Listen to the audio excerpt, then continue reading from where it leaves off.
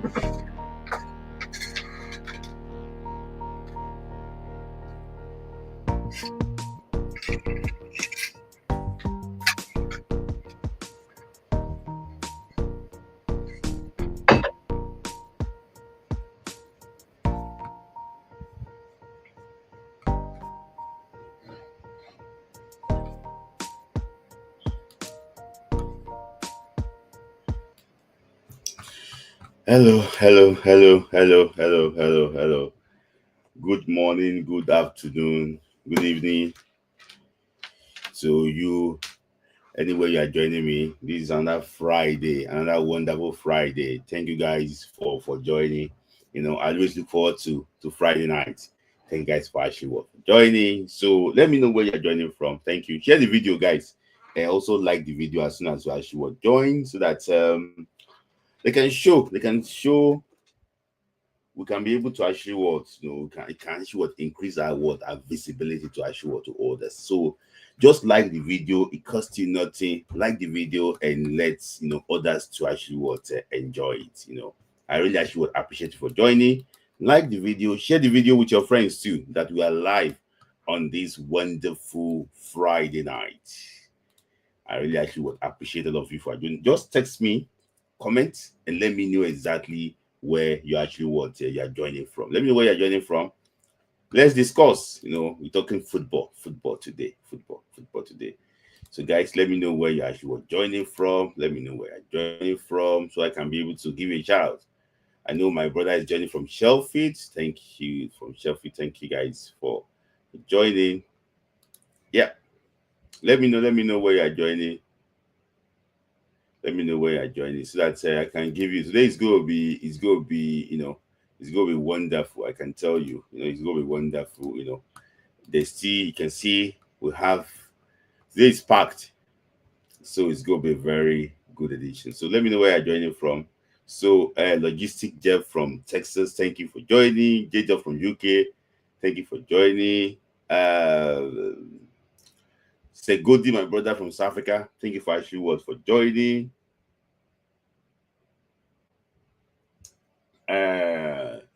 And also to Bola Kombi from the UK. Thank you for joining. Osaro, thank you for joining from Canada. Oh, thank you for joining Osaro Patrick. Thank you. I think you're one of my gifters before.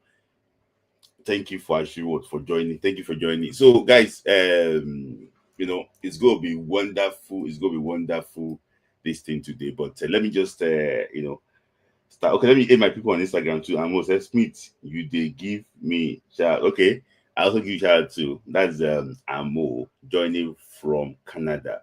Thank you for joining, guys. Like the video as you join, so that like the video, share the video too, to your friends and families too, so that they can actually join us this wonderful Friday. So we have a lot of things lined up for today to discuss.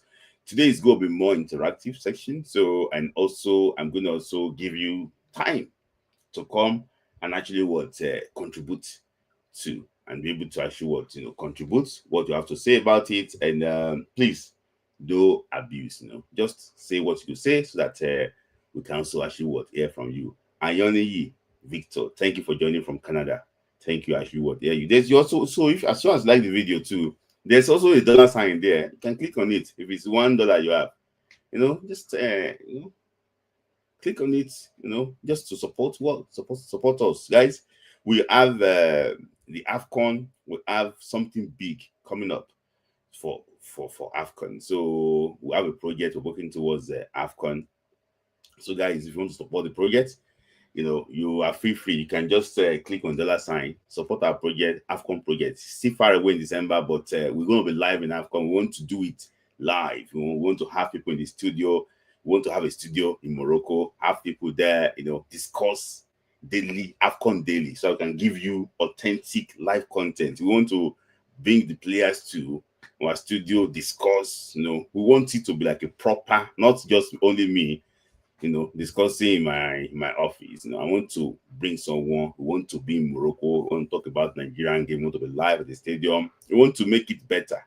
So just to give our players actually more visibility to and discuss the original Nigerian content. I think that Nigeria can win the AFCON in Morocco this year, towards the end of the year. So I think this year's like next year. Yeah.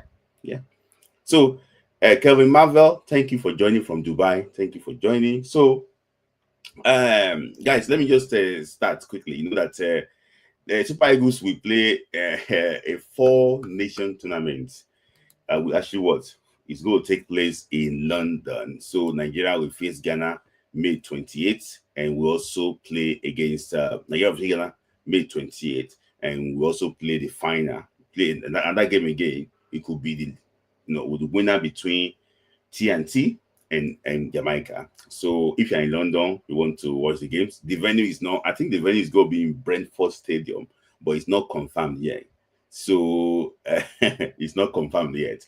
But as soon as we confirm that venue, I'll be able to communicate that one with you. So Nigeria against Ghana. So it's going to serve as a preparation for the crunch match between Nigeria and South Africa towards the end of the year in September. So Eric Shell will play his 4th friendly game just to assess the new players and see who can actually perform, and who can actually break to the Super Eagles. So that's just the aim of that friendly. So it's going to be next month in London. So we'll be playing 2 games in London, and the NFF are trying to organize 2 more games or so. So maybe we're going to be playing 4 games between May and June. So, but the NFF, they are doing, along with the Sport Commission, they are trying their best to make sure that the team is ready for September when we take on Rwanda and also South Africa in the September window. Then a month after, I'll be playing against Lesotho and also against Benin Republic.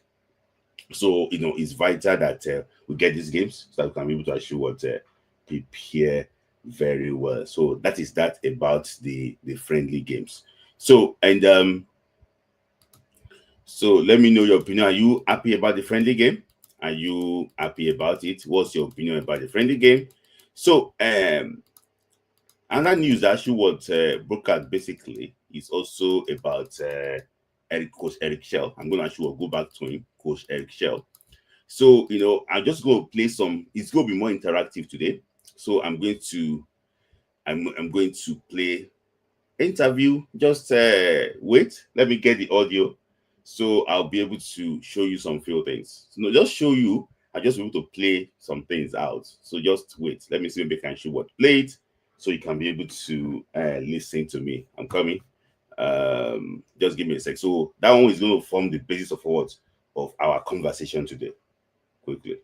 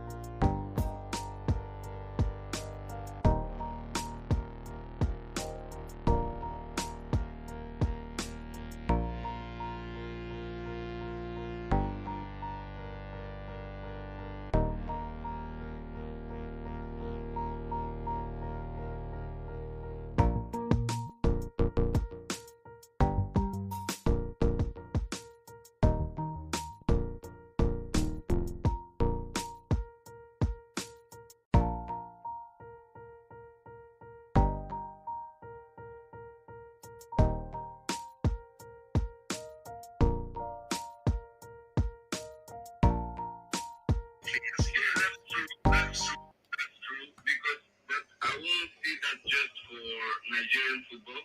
I would see that in general. Personally, I see that for African football. So there is this. So let me just tell you quickly. And obviously Nigeria. The voice you want to be listening to here is the voice of Osazi Odewinge. So he granted an interview about the current state of the national team. So I want you to hear that part, about the state of the Nigerian national team. I want to hear some parts of it. I will now come and discuss it further because that one will form our discussion today. Let me just play just 40 seconds or so for you. Yeah, that's true. That's true. Because, but I I won't see that just for Nigerian football. I would see that in general. Personally, I see that for African football. So there is this drought. There is drought in special talent. And obviously Nigeria is going through that. We have great players, but to be honest, they are a bit above average, like most of our guys.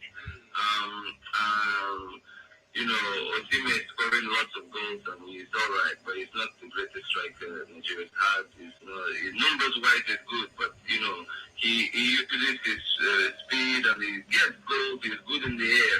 But those days, when you compare the time he's missing, we're talking about Obafemi Martins that can create a goal. He's not as needy for supply as much as Osime is today. Some players can do the magic by themselves. Ike Uche, John Utaka. You have players that can get a goal without waiting for a cross, without waiting for a pass. They can bring a goal from nowhere. They can beat 1-2 defenders, score. Not relying just on one. And at the same time, we didn't rely always on the same people. We have goals from many different players. So, I don't, yeah. We have a great players now, but the number is not high enough of next level talent. So we're waiting. Apparently there were studies conducted that most countries in sports, the generation, it's like it takes turn. Once a big generation goes away, then another one comes. And we are due now. Nigeria is due for some special talents to come out soon. So I hope we discover them on time. Our league, the Nigerian league, is looking better now on TV. So that was Osadio Odewinge, former Nigerian international. So I was meant to actually put this thing here. Former Nigerian international was his opinion about this current national team. So let me just summarize what he said. So they asked me a question that what is really wrong with this national team, because there was a news that came up this week that coach Eric Shell is trying to ring what changes in the national team. So, but he was trying to say that you cannot go from one extreme to the other one. You have to balance it. But he said some few things about the current generation of players now that we seems to be one-sided. He mentioned particularly Victor Osimhen. How numbers, he said numbers wise, Victor Osimhen is fantastic. But he mentioned some few things that you have to feed him for him to be able to score. He have to wait for crosses to come in. Well, you have to wait for crosses. He mentioned that you have to say that it wasn't like the players of the players of yesteryears that can create something out of nothing. Like for example, I mentioned Ikechukwu Uche, that sometimes I remember the goal too. He scored against South Africa in the World Cup qualifier in 2009. It was 2009 where he just dribbled. Nobody, he just took, he took responsibility and he actually he scored. He mentioned that this team needs to be more dynamic and so on. So I would like to hear your opinion too about those comments that she made. One thing that made me to drove like really like I was really surprised about was mentioning that we normally wait for what? For crosses too much. So for me, and to be honest with you, in the game against Zimbabwe, part of the few things too, I'm gonna actually put that game up now. Part of some few things I actually observed with this with these current Super Eagles, has to do with what Odewinga actually said. That every opportunity, Moses Simon looks for a way, for example, now looks for a way to cross to Victor Osimhen. Why can't we look for ways to how to get the ball? Simon to cutbacks and everything. Why can't we look for a way to try and create through the middle and see exactly how we can actually do all these things? So he mentioned those things, and for me, part of the lesson, because you can see the fallout and lessons learned. For me, I think we need to look for a different way of play. People know that Victor Osimhen likes to, when you cross the ball to him, he feeds on crosses. He wants to get there. But I think we need to look for a way to play. Maybe to get a different striker that can complement him. Maybe to bring a striker on with a different profile that can really actually help this team. For me, I just think that what Odemwingie said is likely what she was correct. But I want to hear from you too. What do you think about what he actually was said? What's your opinion about that? Do you think we are too predictable, about the way we actually want to play?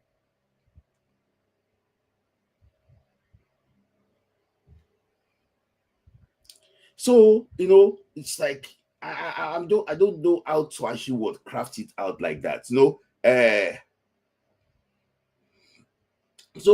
he said a lot of things, and he also mentioned that it's not the greatest striker way, that have graced Nigeria before. Do you also agree with that? The numbers are great, though. His second highest goal scorer now, just behind Legend himself, Rashidi Ekini.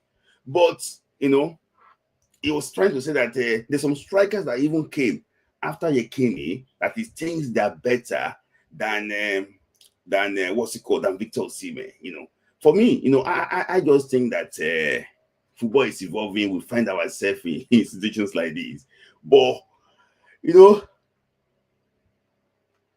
I just think that we need to look for a way to play, so that we will not be too predictable for opposition. In my own take, let me know your thought too. When I bring people on, I will want people to also share your thought about Odewige's comment. What do you think about it? Do you think that he said that we don't have legs? We need legs that can actually that can run. He said that. And during their time, they had Olofijano, they had Sonny Kaita. They were winning balls early. They were creating opportunities. There were chances for teams to actually to score, for them to actually score. But this team doesn't have that legs compared to what they used to actually have before. So it says so many things about it. But a lot of people, do you think that it's unfair for him just to talk about this team like that? Let me know. So I'm going to also play the second part too of the interview for you quickly, so that we can be able to do justice to it at once. So I'm coming second part, just second part for 30 seconds, please.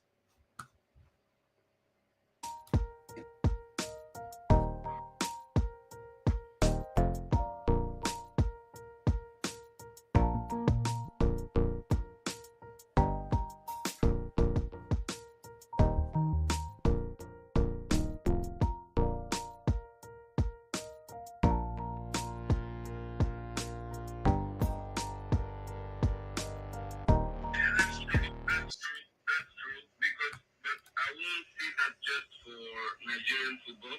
I will see that in general. Personally, I see that for African football.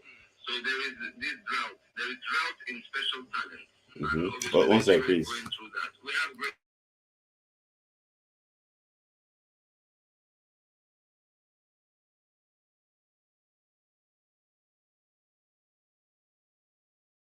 There's enough quality, but you can't go from one extreme to another.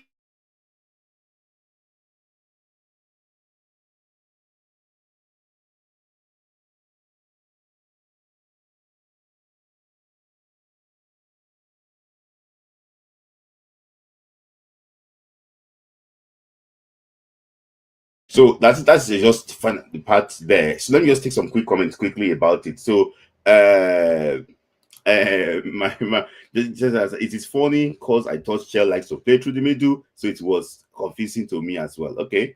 Yes, sometimes it depends on the players you have. Logistic Jeff, you just have to make deal with the players you actually have. So also that we can actually also play. Okay, so we can play there. Okay, yes, we need creative players. Bobby said that it needs to be. I said, yeah, I'm gonna be there. Hopefully, we need legs, runners. We certainly don't have that now. So it is a mistake that Shell doesn't actually invite Frank Onyeka as you and Desas. Besides, actually stop playing players out of position, e.g. Ola Aina. Okay, for me, and I'm going to go into that actually later. But before I move on, I saw this comment too from my brother here. That's not a video, just sent it to me that there was this guy that went on a rant about Super Eagles, and I want you to judge by yourself. Maybe this is actually fair criticism to these football players. He said something very harsh words. So I'm just going to actually show you. It says a lot of harsh words about it.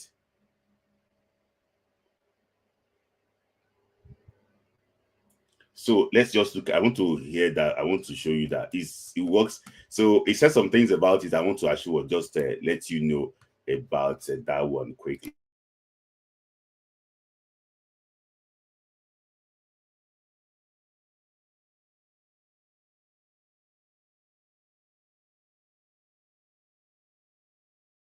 Almost 2 years now since this qualifying campaign started.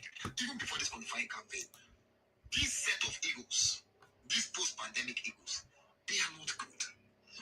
They don't know what it takes to play for Nigeria. Nigeria have dropped points in 9 home games. That's his voice. 9. Cannot Raw, Peseiro, Eric Shell, Eguavon, Finidi. If I mention the teams that have been beating Nigeria, home, Central African Republic, Guinea-Bissau, Rwanda. You can't beat Zimbabwe.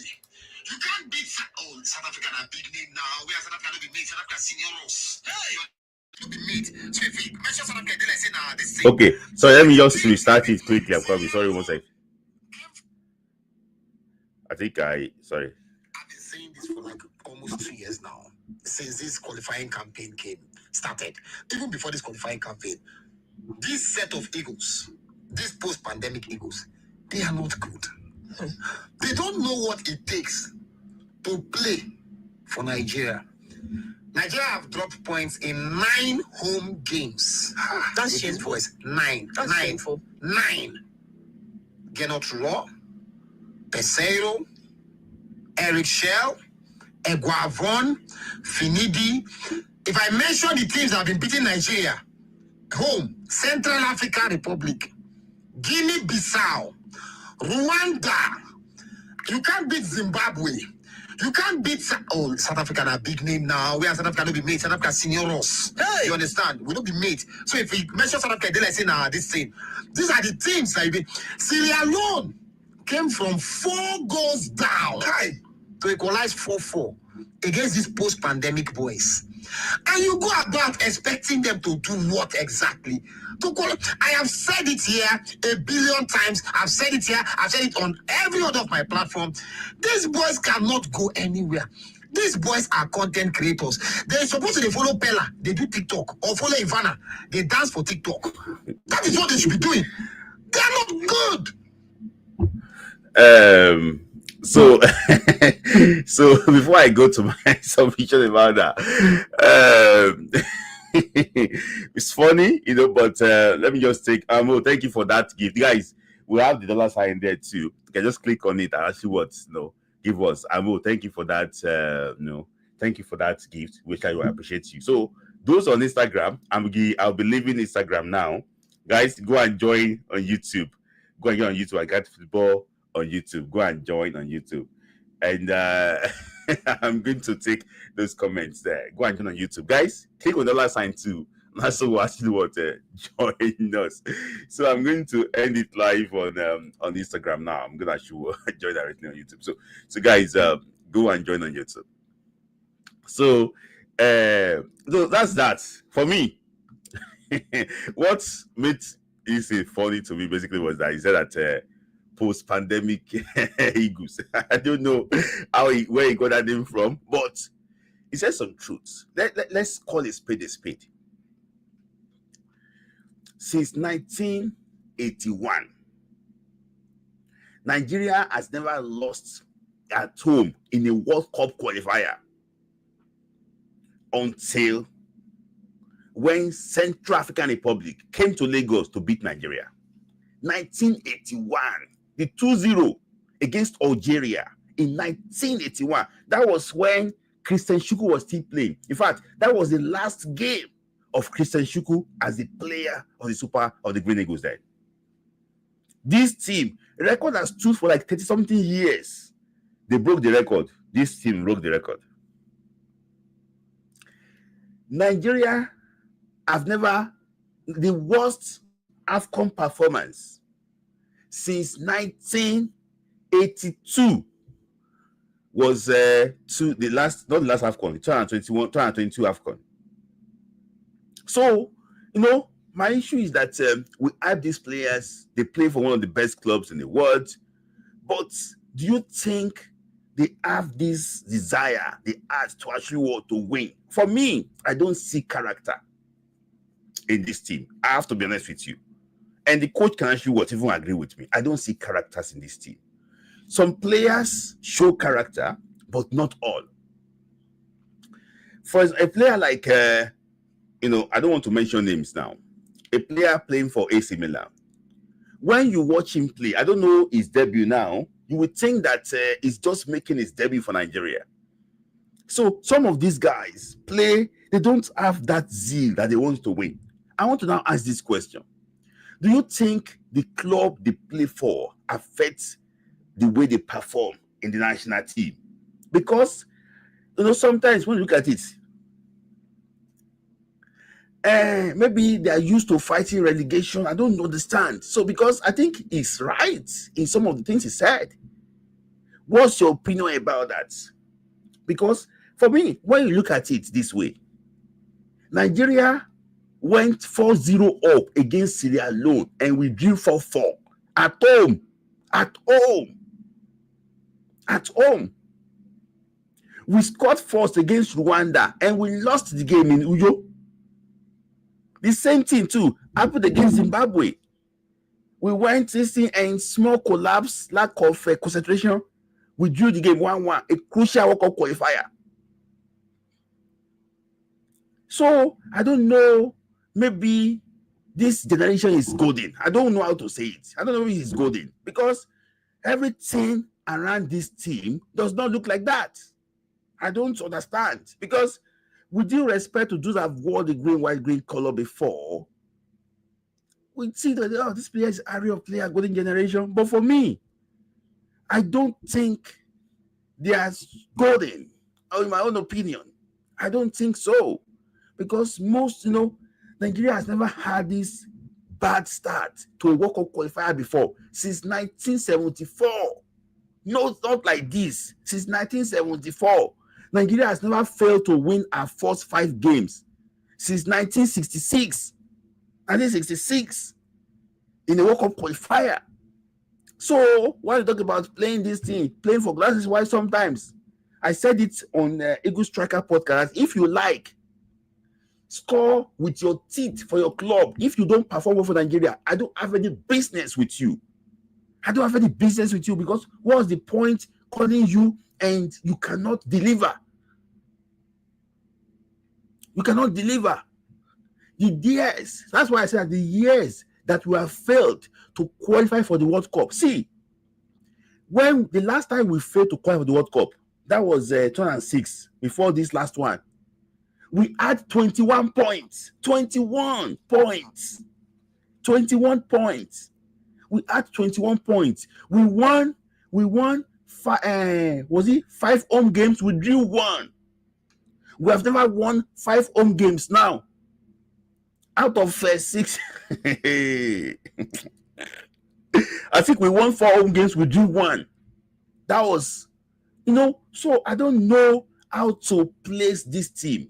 We have 2 former African Player of the Year there, 2 current one and the previous one. We have them there, but this team is very predictable. That's why I was saying that this team needs to do something different. If you want to dominate, what is Tunisia doing differently? What's Egypt doing differently? You say African football. Morocco, we beat team silly. You say African football. And no underdog again. And the problem is that the media too. I don't understand because when it's Nigeria, we say African football. But when it comes to other countries, for example, now Ivory Coast is on 16 points. 16 points. More than double of Nigerian points. 16. They're on 16 points. 16 points. They won 5 games. They drew 1. 16 points. More than half of Nigeria points. And we have the best We say we have the best balance, the best players in Africa.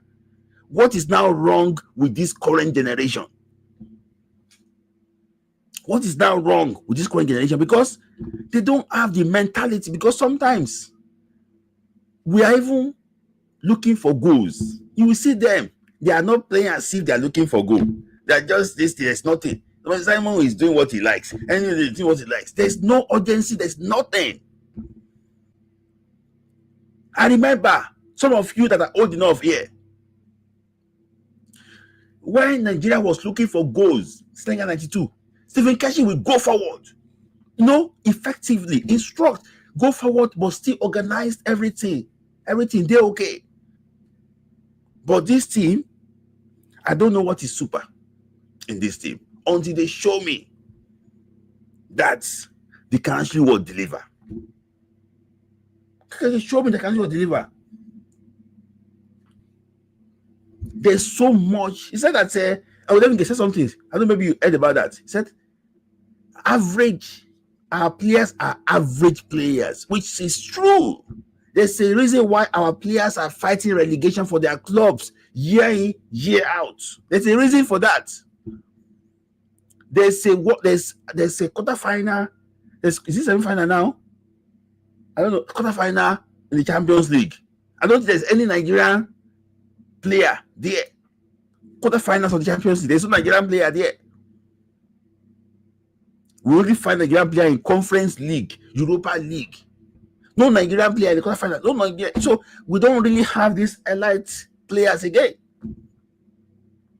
So, it's so sad. So with all these things, and after the first two games, the coach believes that it's high time to bring changes to the team.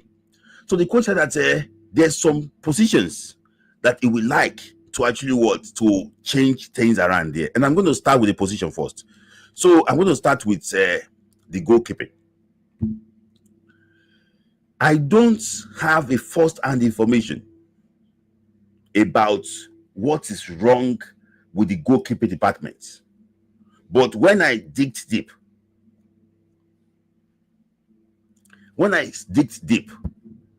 I realized that there is no competition.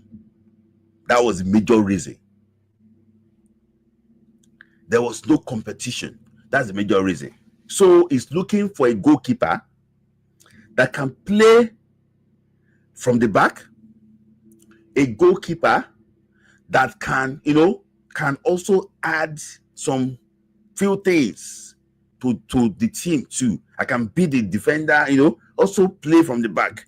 So immediately after the draw, I have to be honest with you, I spoke to some people that were there. So they have put a call to this player called Noah Atobolu. If you have watched this player before, he plays for SC Freiburg in the German Bundesliga. So, and he wanted him, and just before the qualifier, the goalkeeper coach of Nigeria have also looked for a way to get in contact with him too, so they say. But now they want him in the team. Though he's not the tallest of goalkeepers, we have to be honest with ourselves, but he's got good reflexes. His name is Noah Tobolo. He plays for Freiburg in the German Bundesliga. He moves, he's a good penalty saver. He works well with the team. He plays with his leg very well. He's good handling the ball. He dives well, but he's not the tall and lanky goalkeeper we used to have. He's commanding his areas. He's looking for him to see exactly, maybe he can actually add competition to the team. So his trip will be England and Germany. That's his trip. This time around, it's going to be England and Germany. So the target is to see if he can come for the Unity Cup that will be played in London. If he cannot be available for the Unity Cup in London, he's not getting called up for the September game against Africa and and Uganda. So that's the first list that popped out. So another name too that a lot of the people actually were put out there too is actually what Otto Okonkwo. Otto Okonkwo does not need any clearance to play for Nigeria. So he plays in the League One in England. England got a lot of players ahead of him. One thing, it was in Austria before. Don't get it wrong. It was in Austria before. It was one of the best goalkeeper in the Austrian league. About 2 seasons ago or so. My issue with him is he doesn't have strong hands. That's my issue with him. I don't know if he has improved on that. I will try and check him out. He doesn't really have strong hands. He kept for Arsenal before too, guys. That he was in goal for Arsenal before, but he doesn't have strong hands. So in preseason, he was in goal for Arsenal in preseason. Doesn't really have strong hands, but he's also being considered too. But their number one target is SC Freiburg Noah Atobolu and Maduka Goye too. They also want to get people so that they can afford competition. According to the report from the last camp, there was no competition. The 2 goalkeepers, we have not mentioned their name, that they brought on to give the number 1 competition, they did not deliver.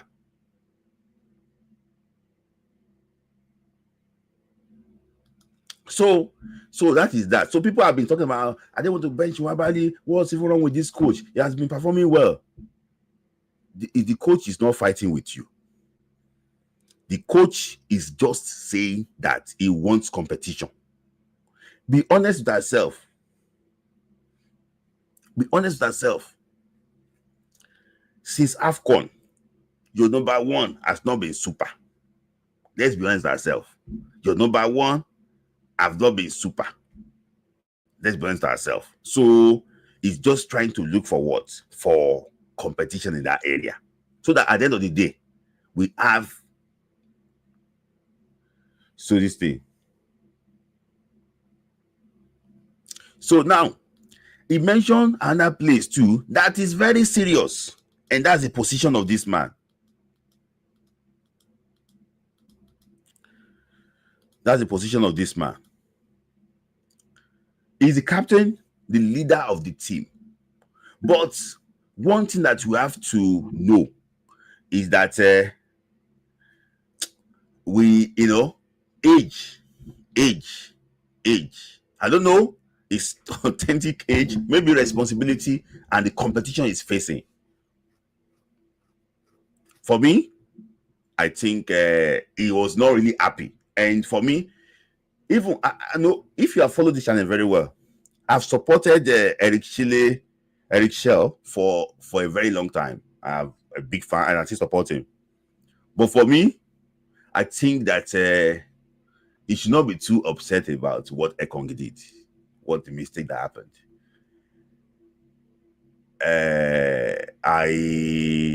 I will, I'll just, there's something I cannot say here, but I'm not happy with the way he was really upset about about the mistake from Ekong. Ekong is human too, but for me, Ekong was dead on his last leg. If you know that you cannot carry yourself again towards the end of the game, why can't you ask to be changed? Why can't you ask to be changed? Because he was not moving again. I saw the game again today. He wasn't moving again. He wasn't moving again. So, in my own opinion, I just think that in the Ekong, why didn't you ask, the coach to actually to change you when you know that you are already on your last legs? So, for me, there's a need for this serious reinforcement on this part. And which player is he looking at? He mentioned they put a call to they put a call to okay, I don't actually have him here, but they put a call to Tosin Adarabioyo, the Chelsea defender. They put a call to him. So he's going to try and see him in London. But there is a guy here that is now on the radar. Before, he was focused on playing for Germany, but this time around, is looking at like see if it might be on Nigeria, but he's still young. It's called Nnamdi Collins. It's called Nnamdi Collins. It's called Nnamdi Collins. It's been promised of a German this, so it's in between. And there's one thing about Nnamdi Collins. He's got a very strong Nigeria connection. He plays for Frankfurt in the German Bundesliga. He used to play for Dortmund before. He was the captain of their Dortmund, of their under 19. Very, very good player. Nnamdi Collins. He's been talking about him. He's got this strong Nigerian connection, along with Felix Agu, we're going to talk about later. So there have been talks with him too. I know of someone that discussed with him, about the possibility of playing for Nigeria. So, and it's not rejecting totally the possibility of playing, but it's just waiting for the coach to present their own project too and see. Maybe give us a buy. Because for me now, Bassi is 25. This boy is 22 or 21. So I know that there might be inexperience, but this boy can actually learn from those that are there now. So can actually learn that are actually there. A fantastic player. Guys, if you have not watched this boy play before, try and just check him out. Check him out. He's just trying to see. Because for me now, I don't know where we're going to get players in local league. I don't know. So, in that central defense position too, another player that was mentioned is a guy that a lot of people actually know this guy. It's called Maurice Dess. He's on loan from Mainz. I looked at him. He's still 25, 26 years of age. Fantastic player too, similar to Bassi in age. Very tall player. He marks well. If you guys go and watch Bassi again against Zimbabwe and Rwanda, the way Bassi bullies strikers, that's the way this guy too. Very tough tackler. A very tough tackler. You think that he's not strong. He's very, very strong player. So, and it's called Maurice Jens. Yes, it's called Maurice Jens. That is it's Maurice Jens. Yes, that's what I'm talking about. Odubayo. Guys, click on the dollar sign. Like the video. There's also the last sign there. Click on it. If you're on Facebook, you can buy stars for us on Facebook too. So I have 113 people watching this day. Only 31 likes. Guys, please, you can do better. Like the video. So you can see that this guy, very good player. I've watched him several times. I realized that I just heard about 2 weeks ago that is available for Nigeria. Before they ask you the question, but now it's available for Nigeria. So that's it. I looked at it because, the problem is that we have failed, honestly. And I'm going to take from Oyebola Oladimeji's comments. We have failed in this country. No talent is coming through. Go and check the team that played against Zimbabwe. That started against Zimbabwe. All our back line abroad born trained. Midfield, it will be, I think only Simon Osimhen Chukwueze Nwabali, and Simon Osimhen Chukwueze Nwabali and Ndidi. 6 foreign born, 5 Nigerian born. I don't discriminate. Maybe somebody is Nigerian or not Nigerian. Please don't get me wrong.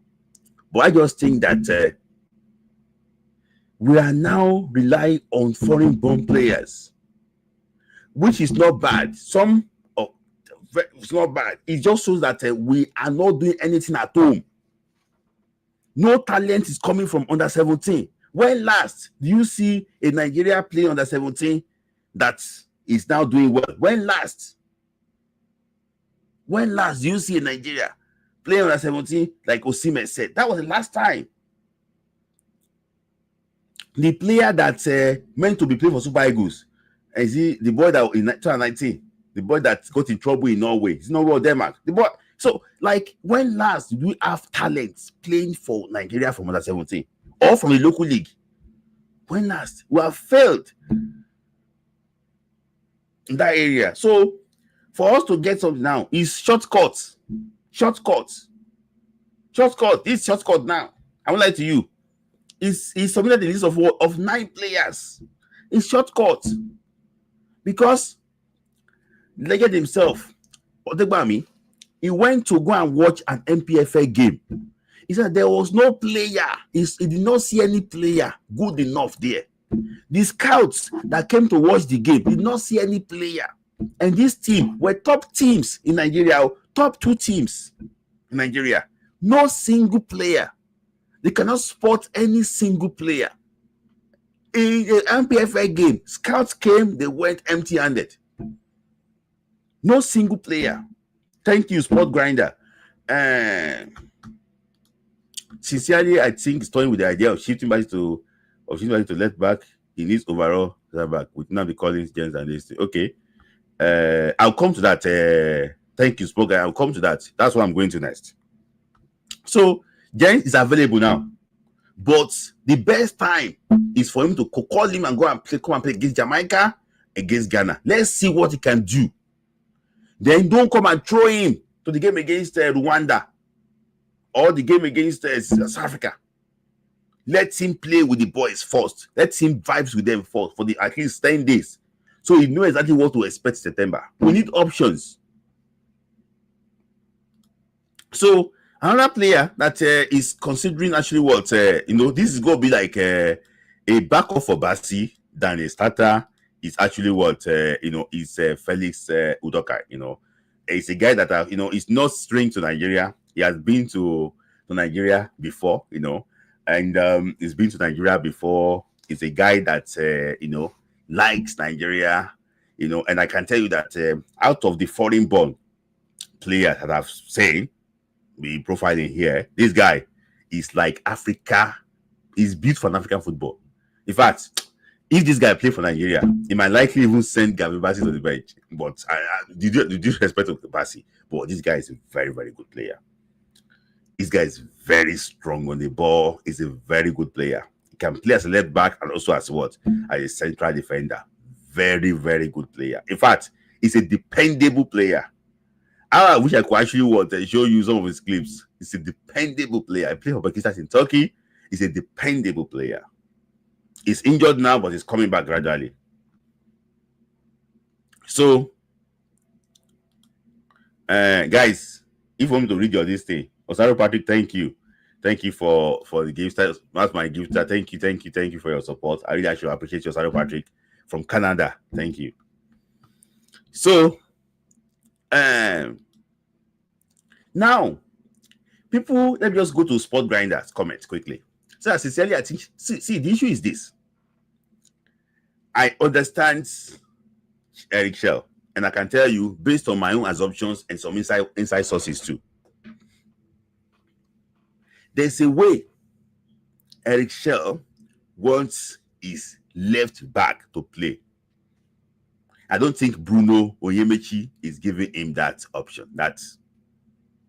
I think he wants his left back to play similar to the boy in Arsenal. What's his name again? That young boy in Arsenal. Is it what's the boy again in Arsenal? Sorry, the younger boy. Is he Skelly, Martin Skelly or so? Someone that can invert. Thank you. I can invert, play with the team, move the ball around, similar to Sichenko. Sichenko, I can tuck in the midfield, pass the ball well, understands the game better. He wants that. But I don't think Bruno can give him that. Bruno can run the channel well, can cross the ball, but I don't see him like a combination player. That's what I don't see him that way, as a combination player. I don't see him that way. Maybe there's even something more that the coach did not see, but we have to ask ourselves this question. Why do you think Osei Pasero did not even trust him?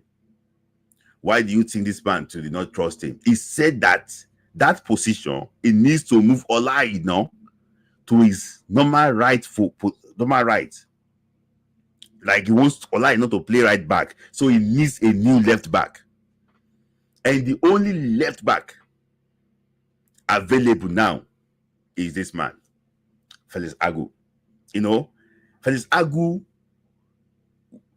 got to Nigeria attention under Gennett Raw. So he was playing in the third division then. Under Gennett, he was playing in third division there, but now he's now ready for Nigeria. He scored a very beautiful goal last weekend. He's been playing that position. When he got injured, he came back to the team directly. It's been very good. So for me, I think I can tell you, at least if I'm not sure of some others, they've already contacted him and actually Noah Tobolo, the two of them. That are the two names they mentioned straight away after the Nigeria versus Zimbabwe game. So this guy and Noah Atubolo. That was the name that she was mentioned. So let's back to see what he can do. Zaidu Sanusi 2 is coming back. Let's see what he can actually do with this opportunity too. For me, under this man, I don't think Bruno will get that opportunity, except something that just happened. Eguavon trusted him, but I think Pesero and this man don't really trust him. So maybe there's something wrong with this game, but all I know is that he's a very good player. I wish him the very best of luck. We don't also have good left back coming up in the league.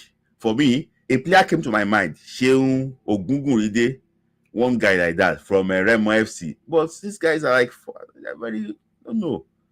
So for me, I think is this guy. He's playing top. He's very dangerous. He's a threat going forward. He can score goals, and he also playing the German Bundesliga. So he's exposed. But I think he's going to be part of the team that will play against Ghana in the in the Unity game. So the name actually featured prominently when they were discussing after the Rwanda game. Not the Rwanda game, after the Zimbabwe game.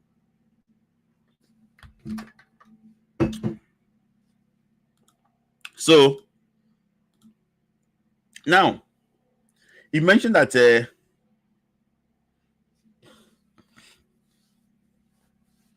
he mentioned about he needs box to box midfielder. And that player he actually mentioned is that despite that he's playing for Southampton, but he thinks that this boy at the long run can help Nigeria at the long run. So that is actually Leslie Ogichukwu. So he's saying that at least if he's average player, he's still young, he can still run, he can still do the job. At least do the job against Mokwena, against Adams. Do the job against them. Because if you are good and you don't have the legs, we cannot use your brain to play the game. These boys still have the legs.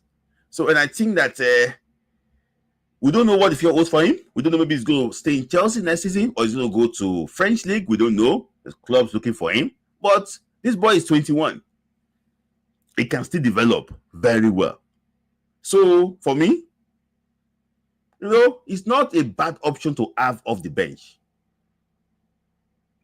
But we will see. He's still young. We will see. We will see how things actually turns out for him. So one player that a lot of people really actually want, and he mentioned that too. It's also Kani Chukwuemeka. We mentioned him.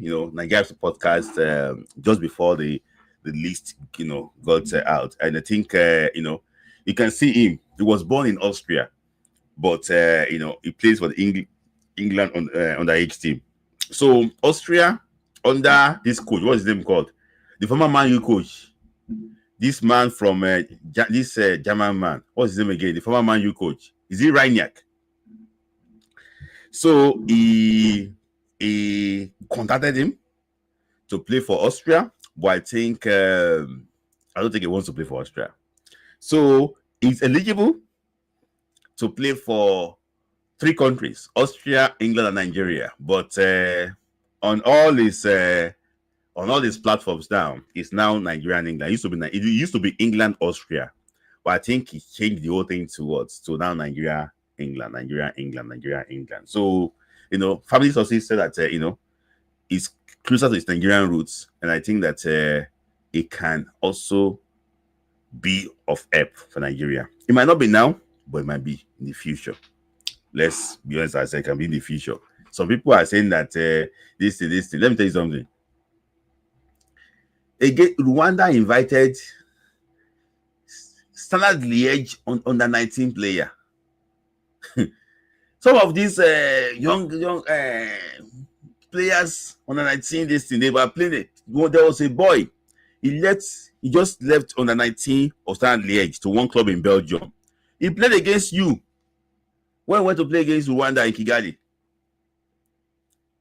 And he did well against the big European stars they're talking about. He did well. So now talk of a player playing for Dortmund. It's just for him to bring the right energy and attitude, and he will perform well. He no good. This one no good. This one no good. What about the one way good? What did they do for you? The ones way good. Which one? What did they do for you? They will use team player play against Nigeria. Nearly want to beat Nigeria. Use home-based players play against Nigeria. When nearly want to beat Nigeria, don't say you should invite this one. When you invite them, what did they do? What did they do? They will use Sunderland's player play against you, play against your Premier League player. We turn us to a small PK. What did they do? So if you have a player that is good enough, even if the club profile is not good, it can fit the system. Let them play. You have this player. It was a marker, this thing. It was this, it was that. It was this, it was that. But when I call them, what did they do for you? Some of them, you have a player playing for AC Milan, playing for Inter Milan. What did they do? What did they do? When I call them, what did they do? So some of these players need to be checked. Very well. So in my own, big names don't longer do it again. Big names don't do it again. For example, now Hafiz Ibrahim is ahead of Omar Diakite. In what's it called? Is it Rams? Yes. The boy from Ojudu FC ahead of Omar Diakite, AFCON winner. So some of these times, don't be by big names. So if a player can fit the system, so be it. It's not to call a player and to be using Nigeria to come and rob it. A player can fight. Karibe Ojigwe came from Bayern Munich. This guy benched him. Dikudi. So what is a big name? If it comes the right profile, it can do this thing. Let's so be it. So the position of those that I actually was. So there's also be this guy too.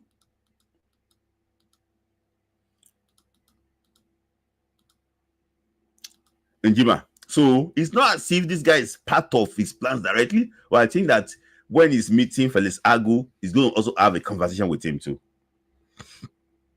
Let me tell you something. Any player that can play the ball very well, that can do well with the right profile, can do well for Nigeria, is those we want.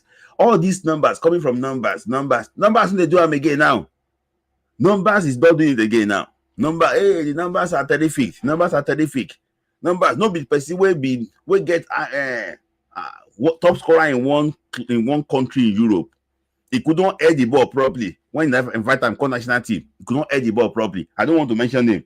He could not head the ball properly. When you invite him, call national team. So If this boy come and he plays well as a right winger and he can give the coach what he wants, so be it. So be it. It's about now. It's like we're starting afresh now. It's about what you can produce. So be it. When you call him from a top club, he has scored these goals. He has scored these goals. Though half of the goals na tapping. He cannot head the ball. He doesn't know how to time the jump. So time his jump. Beggy. So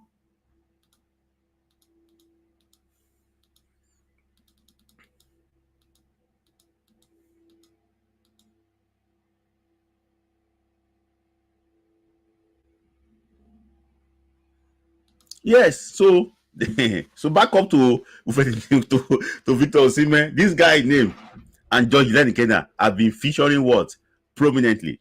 And the funniest thing is this guy is Emmanuel Emeha.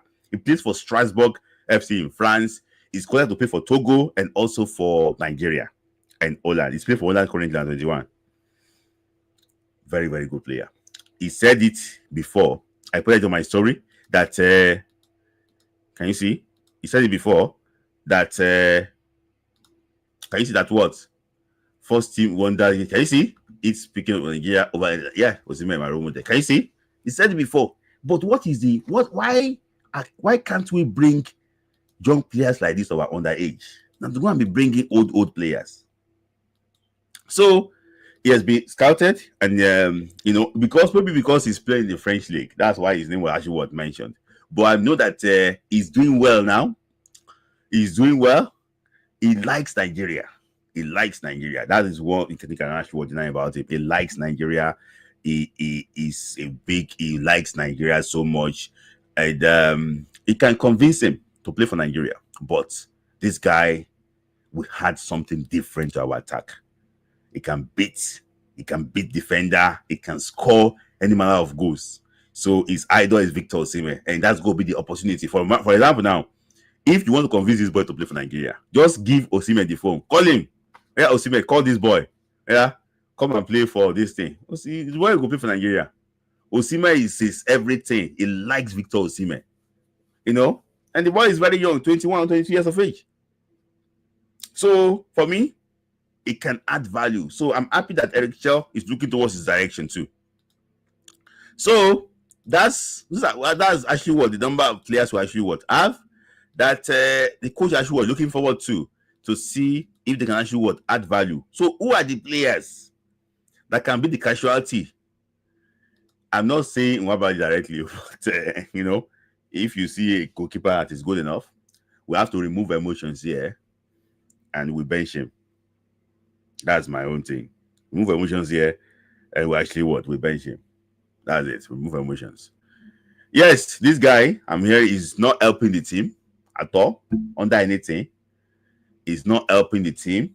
That's what I'm hearing. He's not really helping the team. If I imagine your major strength is to dribble, you cannot even dribble again. Major strength is to dribble, you cannot even dribble again. He's not really helping the team. That's how he's playing for AC Milan, big club. He's not helping the team. Under any circumstance, he's not marking. He's not creating. Sorry to say this thing, but it's like we're still going to look for another option, and striker, and striker, I think so. I think another striker. So the legs, with due respect, the legs are no longer there again. Good player, but for me, not starting the game for Nigeria. Maybe starting the game and coming off towards the end of the game. For me, the legs are not really there again. Good player, servant for Nigeria, but for me, I think we need to look at a different direction.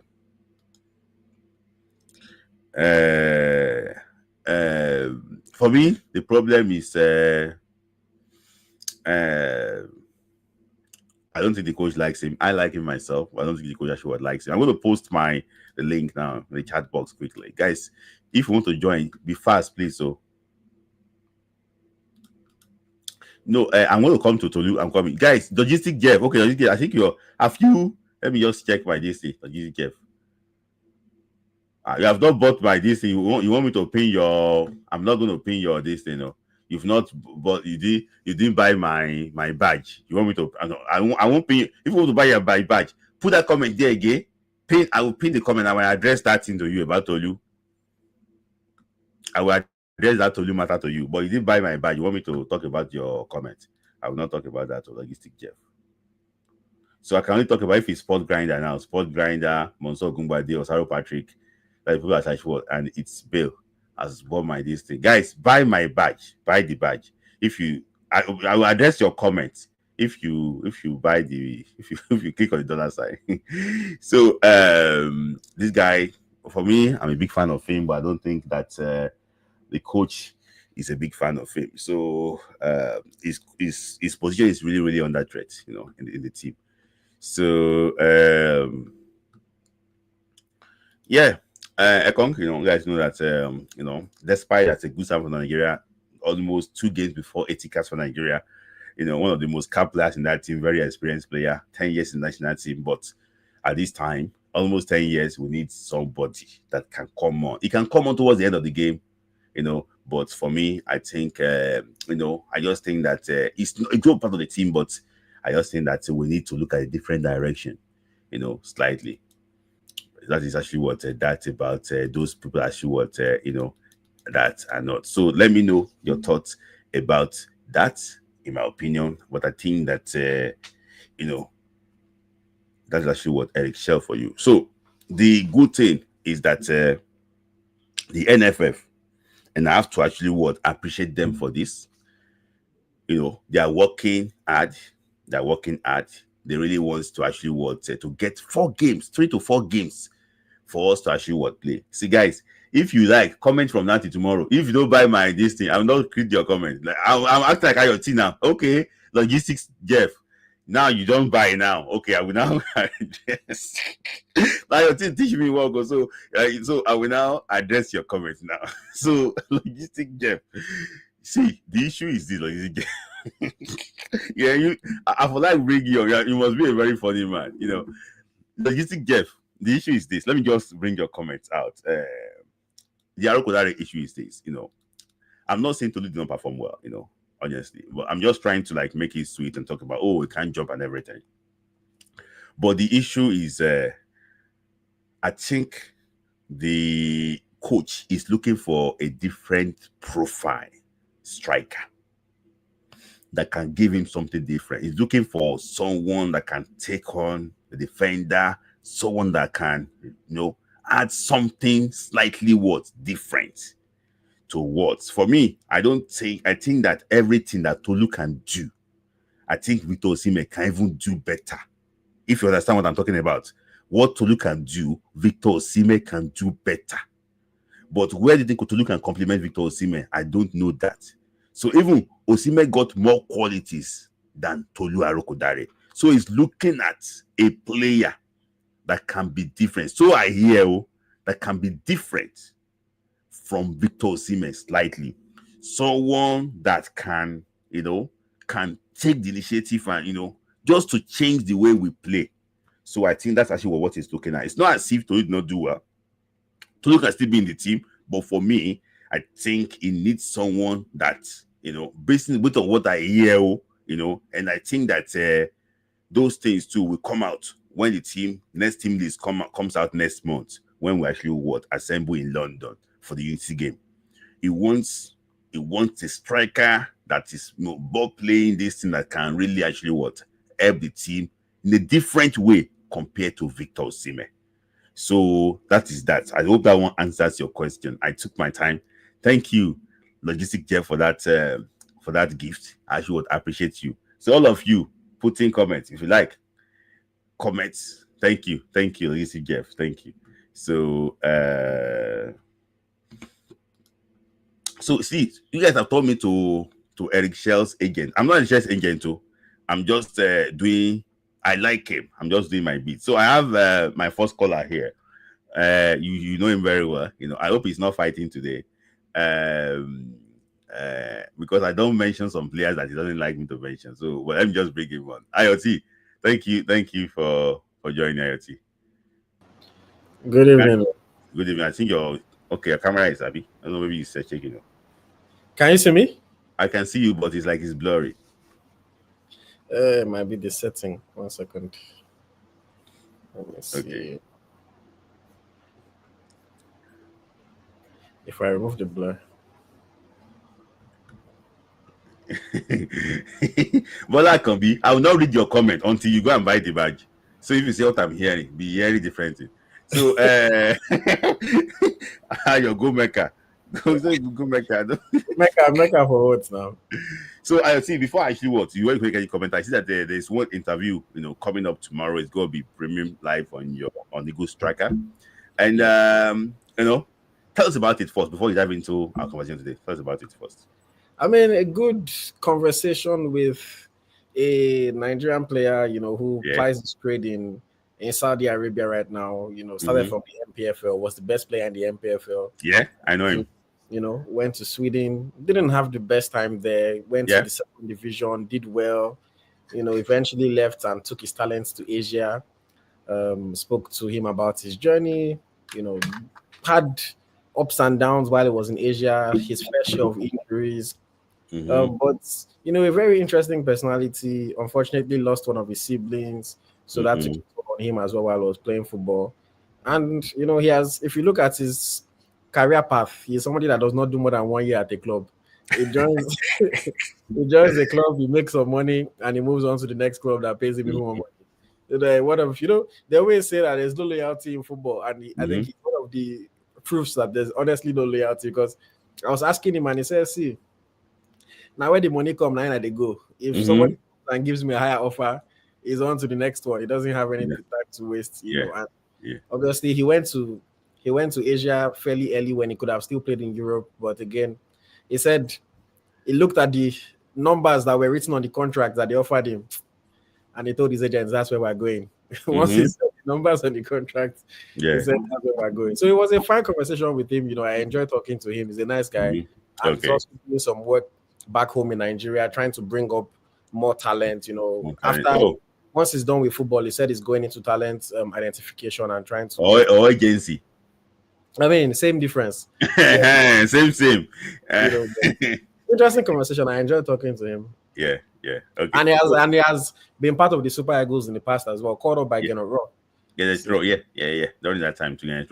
Let me just, I'm going to go. I know that we're going to see discuss about this guy, because I can see the trailer there. So, but Sports Grinder, let me just hear from you quickly. Now, I have some people actually want to wait. I don't know it's okay. I don't know it's yeah. So, Sports Grinder. Yeah, sure. Hi guys, how you guys all doing? Yes. Yeah, so 3 things I just really want to talk about is the topics I just you talked about. First thing is our unseriousness in our football. That's really killing Nigeria. Like what NFF is doing is almost killing us. Like if we look at the under 17, I think the last NFF we really had that was really good was Megari. Yeah. He always sent those boys to camp for at least 9 months. That's why Isaac Success said those guys could be blindfolded and play very well. Yeah, Iheanacho said those guys could play very well. Like you didn't want to face them. But since Pinnick and Gusau came, I think they shifted the focus from the actual footballing talent to more aesthetic things like funding, marketing, and whatnot. If they're doing well there, I don't know. When they came, they got a couple of sponsors, but did that really rub off on the team very well? But now the whole mess they've created has started affecting all our teams. Like play by play, our under 23, we're now beginning to get to terms that under 23 will never qualify. They didn't qualify to 2020. They didn't qualify to 2024. I don't even know if they have a coach right now for the under 23. The coach is Ladamboso. According to, they promised to give him the job. So, okay. It's a promise. It's not even been given. So I don't even know if he's shopping for players. So there's a very big likelihood we're not going to go to 2028 Olympics. Now that's a pattern we're seeing. The under 17, I was expecting that a body that has missed 2 under 17, they will get angry and okay, FIFA has given us a lifeline every year. They should have a process that the boys should be in camp training. There's nothing. It's like they've died down. The next time you hear them, is 2 weeks to the Waffle B. You're just going to call 2,000 boys to be training for to just showcase their talent for 15 minutes. Like, that's not a good way to scout for youth talent. And our leagues are not doing anything. The academy guys, thank God for people like Beyond Limits that are even helping us export talent, because without this academy, our channel to Europe with player-wise is dead. It's almost dead. If you look at boys coming up, Akin Samaro, Hafiz Umar, they never had any affiliation with anything to do with MPFL or any club in Nigeria. They always had an affiliation to academy. So it's in other countries it's the other way around. The clubs do better than the academy. The academy feeds the club. But in Nigeria, if you really want to go to Europe, stay away from the NPFL because the only player that's doing well from the NPFL right now is the guy in Austria, Weinwu or something. Yeah, that's the only person I can think of. Yeah. Then what is Eguavon doing? Like, I follow football a lot. If I sit down, I can call many players that I feel are prospects, Otele, all that, like without doing any research. But I can guarantee you, someone like Eguavon that's telling you like, or like you don't have to travel to Europe to see the boys. I agree, but does he have a pool of our players? He's the technical head. Does he have a pool of prospective Nigerian players? Does he even know who are the diaspora talents that we should be going to approach to see what we do? Like it's just people like you and IoT. You guys are doing your work, helping out. But what is the NFF, the people tax paid with this for these things? What are they even doing? They don't even know. Everything is just focused on Super Eagles to give invites to their players. And then our infrastructure-wise, I was listening to a program on Super Sports. I know Mamadou Gay, and that's the one they bring in Peter Said Ida.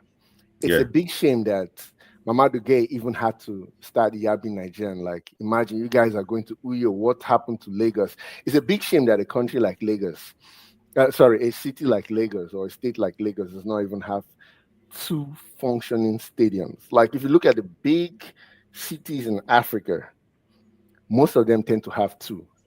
Kenya is building Kenya is building a very sweet stadium for the AFCON, and they already have the Moi Kasarani. They're already renovating. Almost everybody is doing something, but it's like sports is nothing to us. It's like, hey, Oshobe, go and do whatever you like, and that's killing us. I hope they really stand up, because with the way Africa is like picking up, the way countries are going diaspora these days, it's not only a chance we might miss 2026, we may miss 2030, and we may miss 2034 World Cup, and we'll start getting used to missing World Cups, and everybody will just fold their hands, and it's what it is. Before, let me just ask you a question. You know, I started with this about Odewinge's comments. He said that these boys are not as good as we project them. The boys we have in the team, they're not as good as we project them. That they don't have the character to win. That they don't have that. Do you agree with that? In terms of character, like, they're very laid back. Yeah. Like, when you watch other countries, like, let's look at Kenya and Gabon, for example. When Kenya was losing, you could see they wanted to die to get that team back to 2-2. Yeah. But when Nigeria is at a disadvantaged position and you want them to push up, if Osimhen is not on the pitch, you might as well just go to just throwing your towel and call it a day. Osimhen, Kevin Bassi, as well. Yeah. If those guys, they don't push, they don't fight for some reason. And I agree with Odewinge, they don't fight.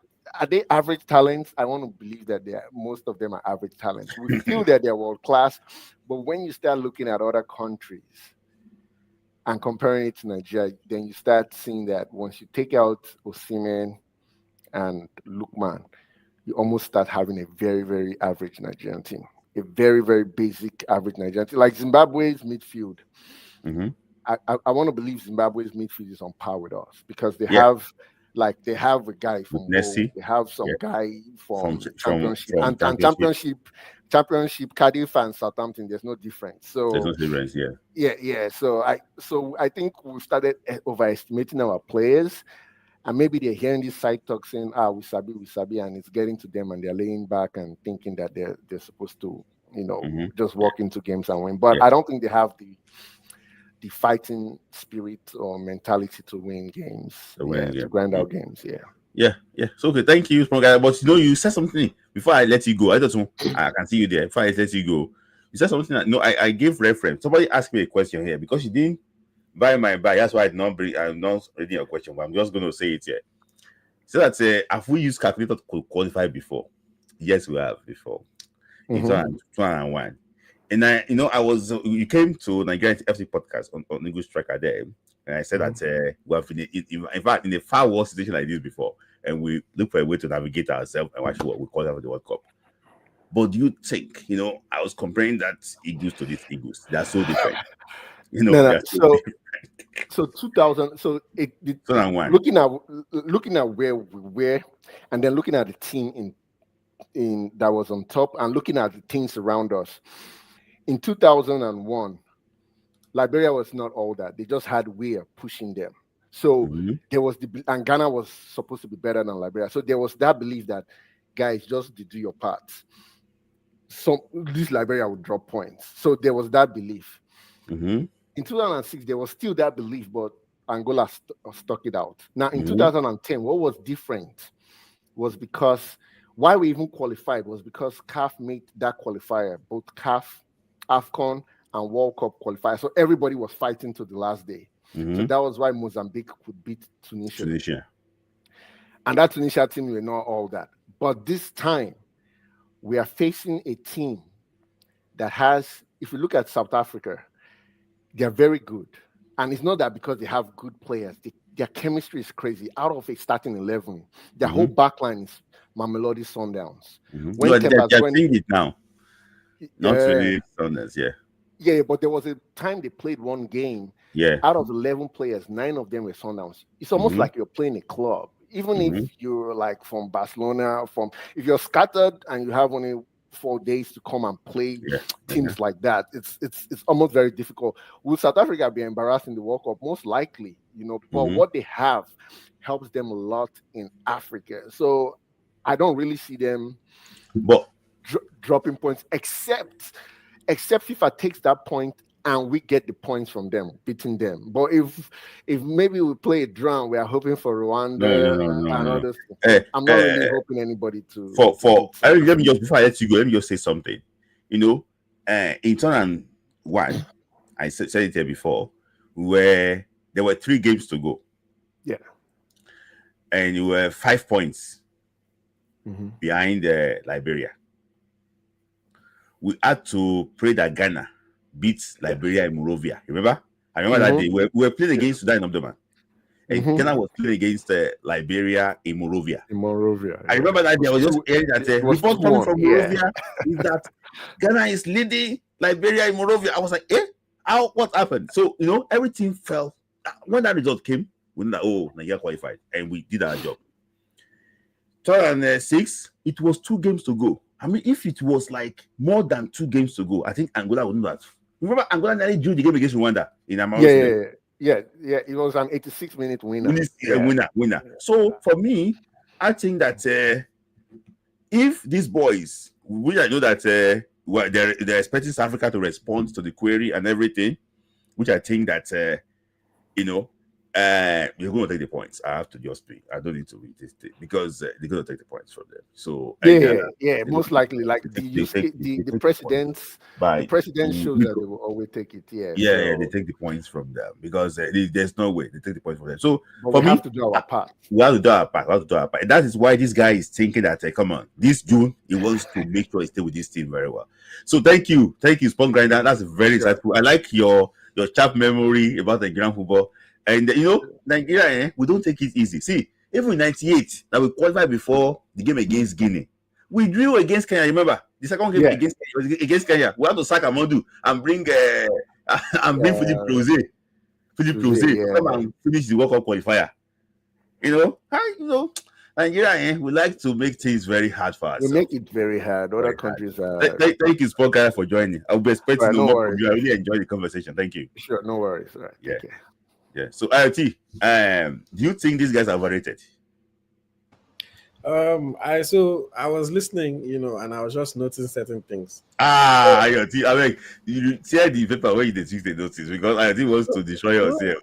I'm not destroying anything. I just want to say, okay, let me reply to your question I just asked. Do I think they are overrated? No, I don't think we're overrating our players.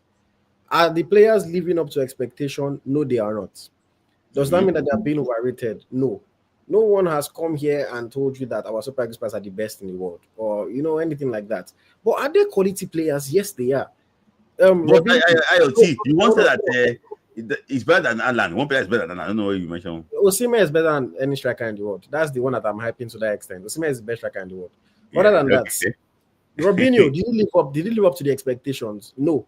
Does it mean that Robinho was not a top football player, was not a very good football player? No. Oscar, that played for Chelsea, did he live up to his potential? No. But does he mean that he wasn't a very, very, very, very good football player? No. So it happens like that. Some people don't live up to their potential, either because of indiscipline. Someone like Balotelli, for example, indiscipline was his issue. Can anybody tell you that Balotelli was not a very good football player? No. It's just that he had issues in his career. Some people, maybe because of they can't take care of their body properly. Some people, it might be injuries. Some people might be bad career decision. Some people went to go and chase money early and they didn't live up to their potential. So the Super Eagles are not being overrated. They are very quality players for the most part. There are some players there that are average for sure, which is normal. Everybody cannot be a top player. But we have many good players, especially for African standard. I'm not comparing our team to Spain. I'm not comparing our team to England, to all those countries and saying, oh, we're that good. But for African standards, we have quality players. It's now left for them to live up to their ability and to their potential, which they haven't yet, but they showed us that they can by reaching the AFCON final. Now, they are a very inconsistent team. Do well sometimes, do badly sometimes. And they need to fix that. Things that we've mentioned in the past, like indiscipline, like not everybody giving the same effort, like distractions in the camp. All those things affect performance. And those are things that are making them not to live up to their expectation. So for me, you cannot just come and say they are overrated. And somebody in the comments is saying IoT is very biased. This guy leaves, with all due respect, many of the most baseless comments that I see on both my page and your page. No explanation, no reasoning behind, just stating something as if it is a fact. What makes them overrated? The same person left a comment, which I noted when you guys were speaking earlier, saying that Iwobi and Simon are not good enough. Now, Iwobi and Simon, are they top players for world standard? No, they are not. But for African standard, yes, they are. If we now come and say Iwobi and Simon are not good enough for the Super Eagles of Nigeria, okay, tell me the players that are better than them. Then somebody will now start mentioning some guy that is playing and just coming up because maybe he has had half an exciting season. Oh, that means it's good. The same way people tell me that, oh, Tolu is better than so, and so. Oh, this person better than that because they've had one season. And I'm like, I don't know how people watch football. I don't know. People just, a lot of Nigerian fans see one flashy new player and then they get super excited and all of a sudden in their mind, the player is better than everybody else that is on the squad because the squad is underperforming. That's not how it works. We have quality players. Not everybody is of the same quality, but we have quality players. Since I've been born, I was born in the late 90s, so I'm not that old. But I'm not as like me. I started out to see his gray hairs and agbalagba. But since I've been born, the quality of the players that we have now, for me, is the highest. When was the first time you started watching Nigerian football? My first recollection of Nigeria. Sorry, this person said I'm very personal. You literally called my name and said I am biased. And then when I replied to you, you say it's personal. Your own was not personal when you mentioned my name. See, okay, but let me not get distracted. My first recollection of Nigerian football was the 2002 World Cup. I've said that. I was 5 years old at that time. So I cannot come and tell you about football I was watching when I was 3, 2000 AFCON. My first recollection was 2002 World Cup when I was 5. So that if I'm to talk about anything Nigerian football, you watch Samsung play? Yes, I watch Samsung. So you think that Utaka or Denwinge, these people are better than them? No. So again, it's not everybody across the board that is better, but certain people are better than others. Or Denwinge, Moses, those kind of players were amazing, fantastic players in their time. John Utaka. Especially for the national team, because the thing is that yes, we're judging a lot of them based on national team, and these players currently have not done it for the national team. But if you say, okay, talk about who is playing well for the national team, then I cannot really call any. Do you think that Odemwingie wasn't good for club side? No, it was good. But for me, Odemwingie for club side was the same level as our players right now. Odemwingie was not by any means a world-class player. It wasn't by any means a world-class player. Sorry. Okay, for example, now I just know that you want to say some things about it, because when he was in Lille, I don't see any of these boys outperforming. You know, I don't know. Continue IoT. Lookman, you don't think Lookman is doing better than Odemwingie? No, I don't. Let's leave Lookman. I'm talking about Simon. I mean, Simon, we're not see, that's what I'm saying. It's not. If you can always call some people that were better, you can always call some people that were worse. But me, what I'm saying is the collection of talent all together. If we're talking about the ability of the players, I think since I've been watching the collection, this is the highest. The reality of it is that other teams have been better teams, which can happen. Leicester City in 2015, they were a better team than other teams and they won the league.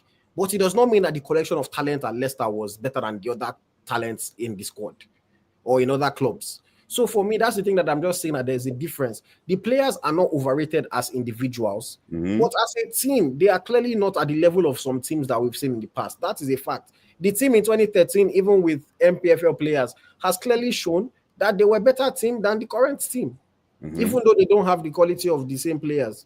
So those are the two things. Okay. Thank you, IoT. I know that IoT, you want to say you have your opinion about it. I know that you go against him. Yes, I will definitely go against him, but it's a thing of choice. Like I always say, my dad will always tell you that Nigeria's best goalkeeper ever is a flying cat. Remember him? You know why you go? You know, why me I will choose Peter Lufai and suppose to choose Benyama? Why some people still choose Nwabali? Nwabali. I'm just saying why some people will still choose Nwabali. Maybe those are not watch AFCON now. So let me just say, as it's a thing of choice, I agree with IoT that and I accept. I would definitely accept this own pattern about Super Eagles. That's the best thing. But you know me, I always choose Eagles 94 as the best. Why? Because you might say most of the players were not that were average players, but collectively they were stars because they did what they needed to do. To me, it's a thing of choice. So I would do it. So what I would always say is this. But me, I'm sorry, but I would say, even as much as I love Ademola Lookman, when I talk about winger, I will still put Osaze ahead of Lookman. To me, that don't take anything away. Yes, sir, because I watched Osaze since he was in. I watched Odemwingie at his peak. You're telling me that he was as talented as Lookman? You watch him in Lille?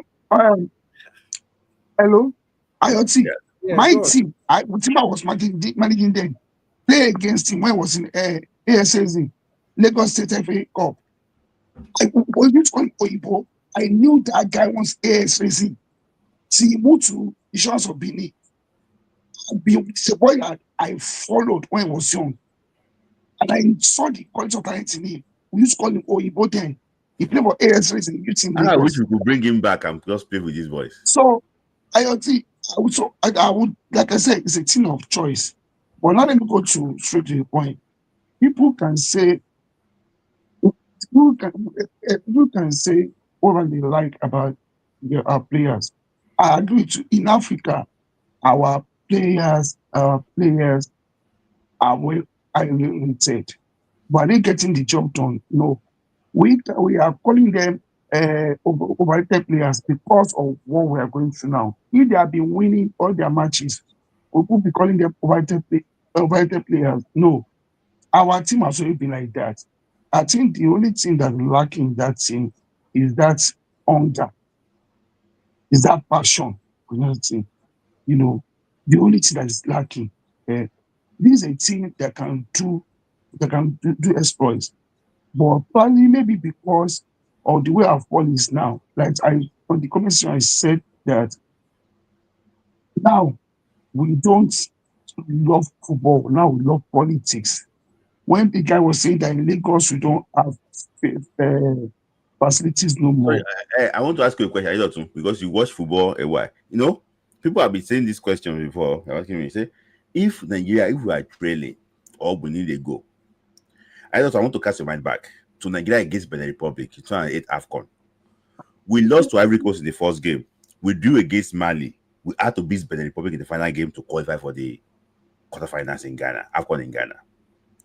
I remember Mike moved forward. Yes. Mike left his position and moved forward.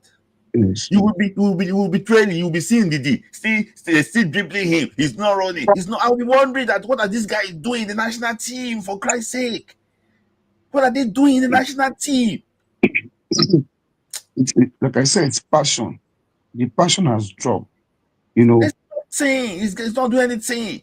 The passion has dropped. See, I agree with everybody's even the comment section that like I said, should I remember anytime we're in this situation, we used to have one coach called God bless his soul, Shuaibu Modu.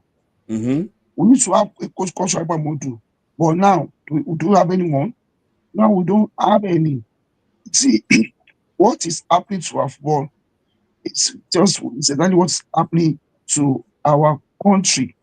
I said the passion is no more there. Nobody cares about football no more. Like Granny said, we don't have facilities. All we're playing, any match we want to play now must be in Uyo. Must be in Uyo. As popular as rich as Lagos is, there is no single stadium in Lagos that can host international matches. It is crazy. Yeah, it is crazy. Let me just throw this question to you, before I should bring Sean up. Sean is waiting behind. Sean, I'm coming. Let me ask you this question.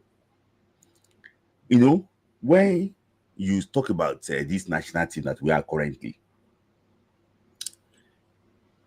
when we are trailing, we don't see fight.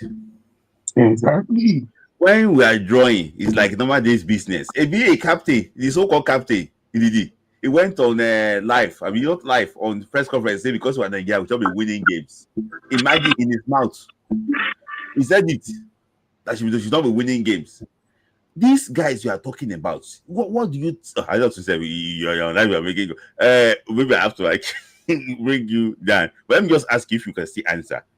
Do you think that there's this? They should do this loyalty test for them before they come. You think? I don't know. I don't know what is going on. You will see Australia, your boy in AC Milan will be playing as if he's playing under 17 football. As if he just finished playing under 17. Doesn't play as a senior player. See, we need to go back to that. See, they used to have inspired code of conduct. They should bring code of conduct back. They should bring it back.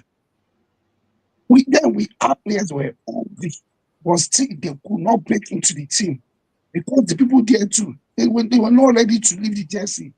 Everybody was ready to die for the team. That was called passion. That passion we used to have passion in Super Eagles. But now no more passion. You also think and I want to okay. Continue. Yeah, I want to. It boils down to the people at the ends of affairs. Even those that are running our football now, they don't have passion for the team. Like you always say, all of them just want to go to maybe we are playing in Rwanda, they want to go to Rwanda. Maybe when we are playing matches, some people be somewhere, they're slapping some people. Like I say, see, the people at the ends of our affairs now, they don't have interest in our football. I grew up during the military era that even though the number one season doesn't like football, the number 260 be a dire football fan. Yeah. See, I want to say something here. I honestly see when people talk about lack of passion, I don't necessarily agree with it. And the reason I say this is because again, people will say if you watch the successful teams, sorry, let me just bring it up quickly. I will still bring you back on. If you watch the successful teams, it's very easy for you to criticize a team that is not as successful. I understand. But for me, when I look at this thing, a lot of these players, it's not about, oh, they don't have passion. Football in general has just changed. Because I can say the same thing even at club football level. Watching maybe Arsenal versus Manchester United in the early 2000s, Roy Keane, Vieira, all those legends, they hated each other. They hated each other. Like you can almost tell that if they see this guy on the road, they're not going to talk to the player. But now, Arsenal Man U play today, win or lose, after the game, the players are hugging each other, are gisting on the field. Mm-hmm. Things have just changed in terms of the mentality and the way football is played. With social media, with players growing up together, etc., these things have just changed the way footballers interact and the way football is. Now, when you say something like, oh, Intidi comes out to say, oh, we don't have to win every game because we are Nigeria. To me, that's not a lack of passion. That is just modern day media speak. No football player in today's world, or let me not say no, but most football players in today's world don't come out and say, oh, we are going to win. They will tell you, well, we're taking it one game at a time. Well, all we can do is prepare in training and we'll see what happens on the field. People, like, the world has just changed the way these people talk, the way these people act, the way they behave. And I think if we keep on living in the past and expecting them to do the things that we saw in the past because those are the times that we were successful, then we're going to keep complaining and complaining and complaining. I'm not saying it's right or wrong. I'm just saying that it is 2025 and it has changed. And we kind of have to get with the times. That's the reality. There's almost like, see, the most these players will do is after it will be an Olaino post on their Snapchat and say, don't worry, guys, we'll still qualify. If they go to press conference, those same guys that are posting on Snap and saying we'll qualify, if they go to a press conference and journalists ask them, can you guarantee us that they will qualify? They will not say the same thing. They will probably tell you, well, we can only give our best. We'll see what happens at the end of the day. Even the coach will tell you, oh, we're not sure. We can try to do it. So for me, it's just the way football has changed. The mentality of football players has changed. The way football fans, the way football players and coaches and everything interact with the media has changed. So for me, I don't necessarily look at it as a lack of passion. I just look at it as 2025, man. It's 2025. Shanopi, what do you think? My brother, AYT. Yeah. Yeah. Good to see you, man. Good to see you. Yeah. Layi. Yes, I agree with you that the way you shout. Let's even go to. I will agree with one point. Sorry, Shanopi. Just 1 second. I just bring Temitope quickly. He just spend 30 seconds and leave. He's waiting. Okay. So Temitope. Oh, I think his internet is bad. Temitope. Yeah, his connection might be bad. Okay, it's bad. Okay. Maybe when it's ready, I'll bring him on. Okay, continue. Sorry. So one thing I just said now that we agree with is the attitude of people.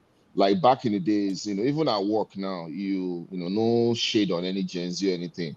If you shout on Gen Z at work, the guy if he quits, if he say they don't like me, but maybe somebody from a previous generation would toughen up and just ride the wave and everything. However, I think we should take a step back. This is a systematic problem, right? For us as a nation. A country of 222 million people, and we don't have a ball-playing midfielder.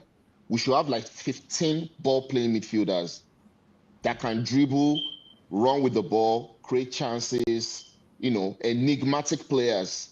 So, it's beyond just the starting 11 and the players that we have right now. It's sad that we have good players in patches, but we don't have a complete solid unit.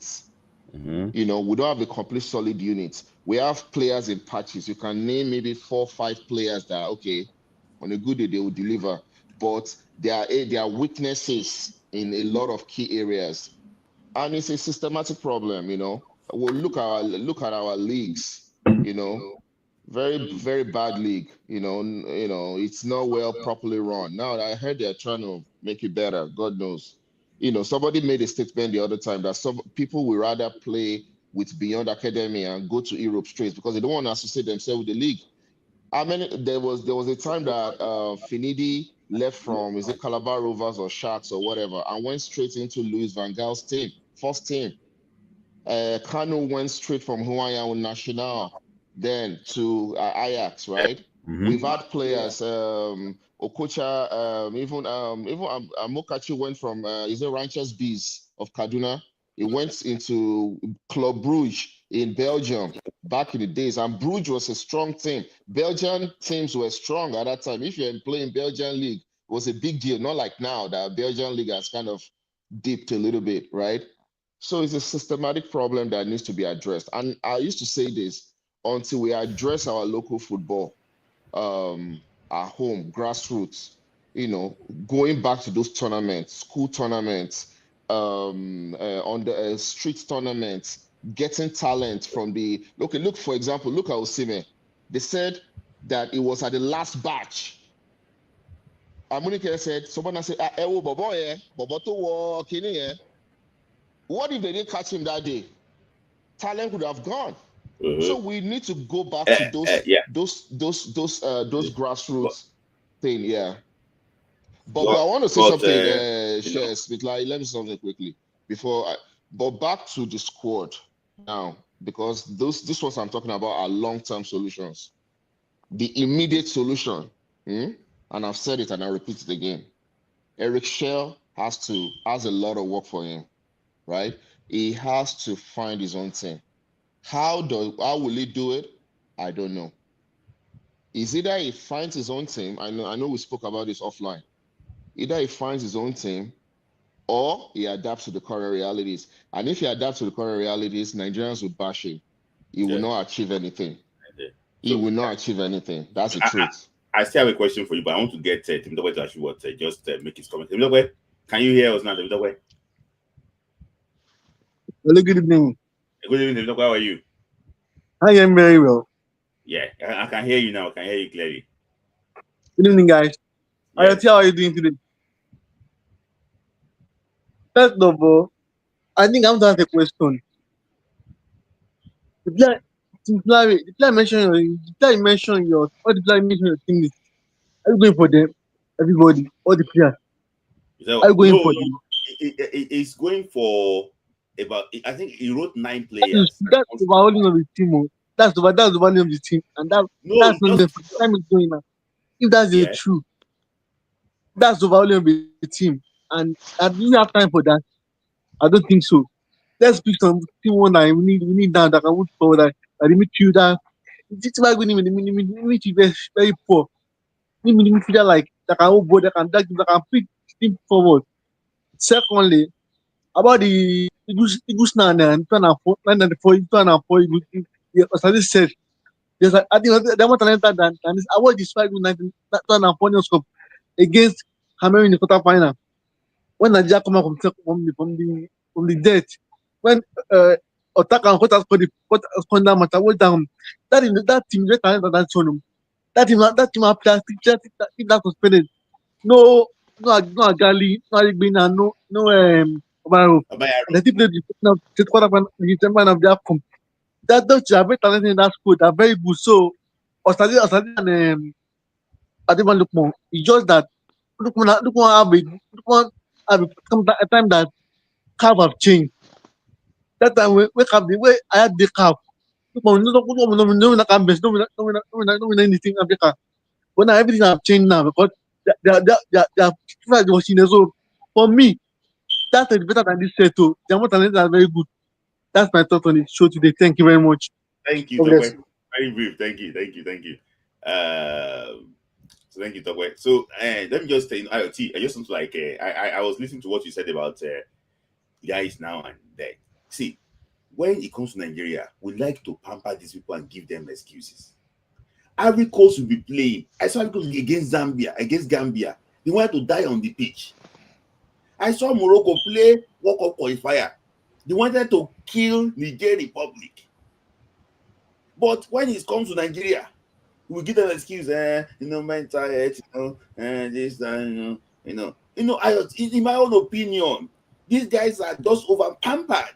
Just look for a space from one pillar to post. Does it mean that they pay them more in Africa than Nigeria? See, I'm just saying it doesn't mean that they pay them more in Ghana than Nigeria, because when it comes to these guys and they fail to deliver, I saw a player that was brought on for 3 minutes. He was jogging as if he's pregnant and he has played all right 80 minutes. I'm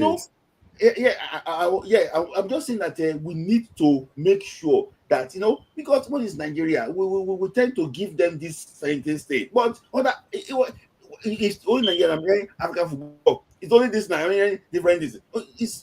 These guys, for me, they just need to get. I don't want to use the F word. I beg you. No, see, Smilai, I'm not trying to make any excuses for him. I'm not giving excuses to anybody. See, again, I'm not saying that players today don't run around and don't die on the line for their country. Mm-hmm. What I'm talking about is the general mentality of the way players speak, the way players carry themselves. Certain times people complain about social media use. Well, Okocha's day, Kanu's day, anybody's day that you want to mention, they didn't have social media, so you cannot tell how they would have used it if it was available. That's just the reality. These players grew up with social media, so they use it. So when people use it as an excuse of, they're just on serious, they're just always posting on Snapchat. Who told you that Kanu would not have been on Snapchat every day if he had it in his time? You don't know. So it's things like that I just feel like when people try to use those kinds of things to attack players of today, that's why I say times have just changed. Or when you said, indeed he's saying we're not going to win every game. What I'm just saying to that is times have changed. That has nothing to do with the amount of efforts that you put in on the field. Mm-hmm. Whether playing for club or playing for country, fans still want to see that you are giving every single thing. Mm-hmm. That you are leaving it all out on the field. If it's that they have to carry you off the field when the game is done. That is the way it's supposed to be. Thank you. Ola said it. Mourinho said this too about old and new players. What Mourinho used to do back then when he was at Chelsea with Mikel Obi's time, he cannot dare try it to players of today. It will be received very differently. Mm-hmm. We know that coaches back then, they will shout at players, they will cuss them out in the dressing room. This guy, Alex Ferguson, was kicking hair dryer on players, kicking boots on people. You cannot do all of that in today's football. So that's just what I'm saying. If you think it's over pampering, fine, that can be your perspective on it. But for me, it is just the way the world has evolved and the way things have changed. Players still need to give absolutely everything. There is no excuse for not chasing a man when you're supposed to chase. There is no excuse for not making a tackle when you're supposed to make a tackle. There is no excuse. But for me, I just look at the perspective. Also, maybe it's because I'm younger generation than you guys. So I also grew up in the generation of these players. So maybe that's why I understand how it is a bit better. I'm just a bit different. Even in my workplace where I used to work before, I was one of the guys that my boss used to talk to harshly. But it's because he knew that I could take it. And there were people that will mess up, and he knows that if he should talk to them the way he talks to me, they will hand in a resignation letter the next day and say that this guy is dealing with my mental health and this thing. So everybody is just different. And the reason why I could take it is because me, I'm born and raised in Nigeria. I find myself in Canada. I want to impress. I want to do well. You know that Nigerians, when we go abroad, our drive for success is way higher than these Oyinbo people, their own drive for success. Those ones, they just want to live a comfortable life, government to sponsor their school, government to do everything. They are fine with themselves. So I'm not trying to make any excuses. Players have to give their all. Players should die on the line. When you say like Ivory Coast versus Nigeria, now what Sean was against Gambia and everything. So that's what I'm saying. What Sean was saying about the systematic issue, I think it's something that is very true. Because see, we don't have a football culture in Nigeria now like we did before. If a player is coming into the Super Eagles team now, they don't teach him about the history of the soldiers that are falling before him. Mm-hmm. He doesn't know what it means to be a Super Eagle. For him, he's just coming into a new team and he's just going there to have a good time and to do his best that he can. He does not have that background. He does not know what it means really to play. So if I don't know what it means, you cannot blame me for not living up to your expectation of what I'm supposed to. Do you kind of get what I'm saying? It's like if I don't know, if you run a business, if you hire somebody into your business, one of the things that they tell you that you'll do initially is you teach them about the work culture of the workplace. You let them know the way things are done in your organization, the level of expectation, the standard. But if you just bring the new employee into the building, you don't teach them anything about your work culture, they will just come with whatever mentality they had before. And then you cannot now say, oh, it's their fault that they're not doing what you expected them to do. You never set the expectations for them. So for me, it's the same thing. We're still talking about, even under Eric Shell, that we expected him to be more disciplined. He was banning, or let me not say banning, he was restricting media access in the camp. But the night before games, I still saw players on Snapchat with their friends in the hotel room in Uyo. So at the end of the day, they still don't have the full understanding and the full, what's the word? They still have understanding of what the game means. As much as they say, and this is something that I say sometimes, that people will tell me, oh, you're not coming to the national team to earn money, blah, blah, blah, which I agree with. You're not coming to the national team to earn money. But I always say, at the end of the day, see, most of, or a lot of these players, then go look at them and say, well, I want to qualify you, I want to play at the World Cup. But if I don't qualify, life goes on. But IoT, just before IoT, you mentioned this thing, this is not the first I'm going to talk about players' commitment. My issue is this. We are 250 million Nigerians watching. And you want to come and be playing like a pregnant woman. Why not just stay for your club? I know of a player that got called up, and the player said he's not coming because it's not everybody that is like that. The reality of it is that me right now, I am overweight for a football player. I am unfit. If you call me, I will come and I will do the little I can give. And if Layi come and insult me online, that's Layi's problem. We are different. I will not. Everybody's different. Exactly. Again, it's just because something like football now. There are some things that you will tell me to do that I will humbly say, no, I don't have the prerequisites. I don't have the capacity to handle this. Give it to somebody that is more this thing. But for a lot of players, somebody like, let's use Arokodare as an example now, who just made his debut and his first 2 appearances. He has been dreaming of the day that he will play for Nigeria. Whether he feels like he is ready or he's good enough to be in the team, he's going to go there and he's going to do whatever he can. And what he can do might not be good enough, but for him, he has fulfilled his dream. Yeah. So the mentality is very different. And again, like I said about the culture, if the NFF, again, the fact that we don't have a camp, a main base, the fact that we go and stay in private hotels, all these things. Because if you look at clubs, sorry for yapping too much, but look at clubs. When they bring a new player into a club, they will take them through the trophy room, see all the trophies that we've won before. They will take you to where you see all the pictures of the legends since the 60s, the 70s, all the players that have fought for this club, to make you understand the history and the culture of the club.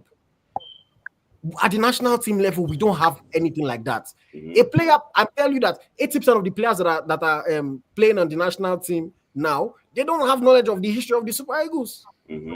So they cannot understand what it means fully. They can't.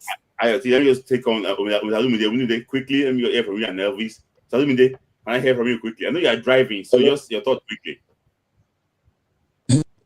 You are driving. Can you guys hear me? We can hear you, but yes, can you finish driving? We don't want to this. Is it possible for you to finish driving? We don't want you to, you are driving. We don't want to disturb you. Is it okay if you join back on your... He wants to pull over. He wants to pull over. Okay, all right. Pull over. Elvis, I've been hearing your comments. Nice. Can you guys hear me now? We can hear you, Mr. Alumide. Hello, can you hear me today? You guys are saying...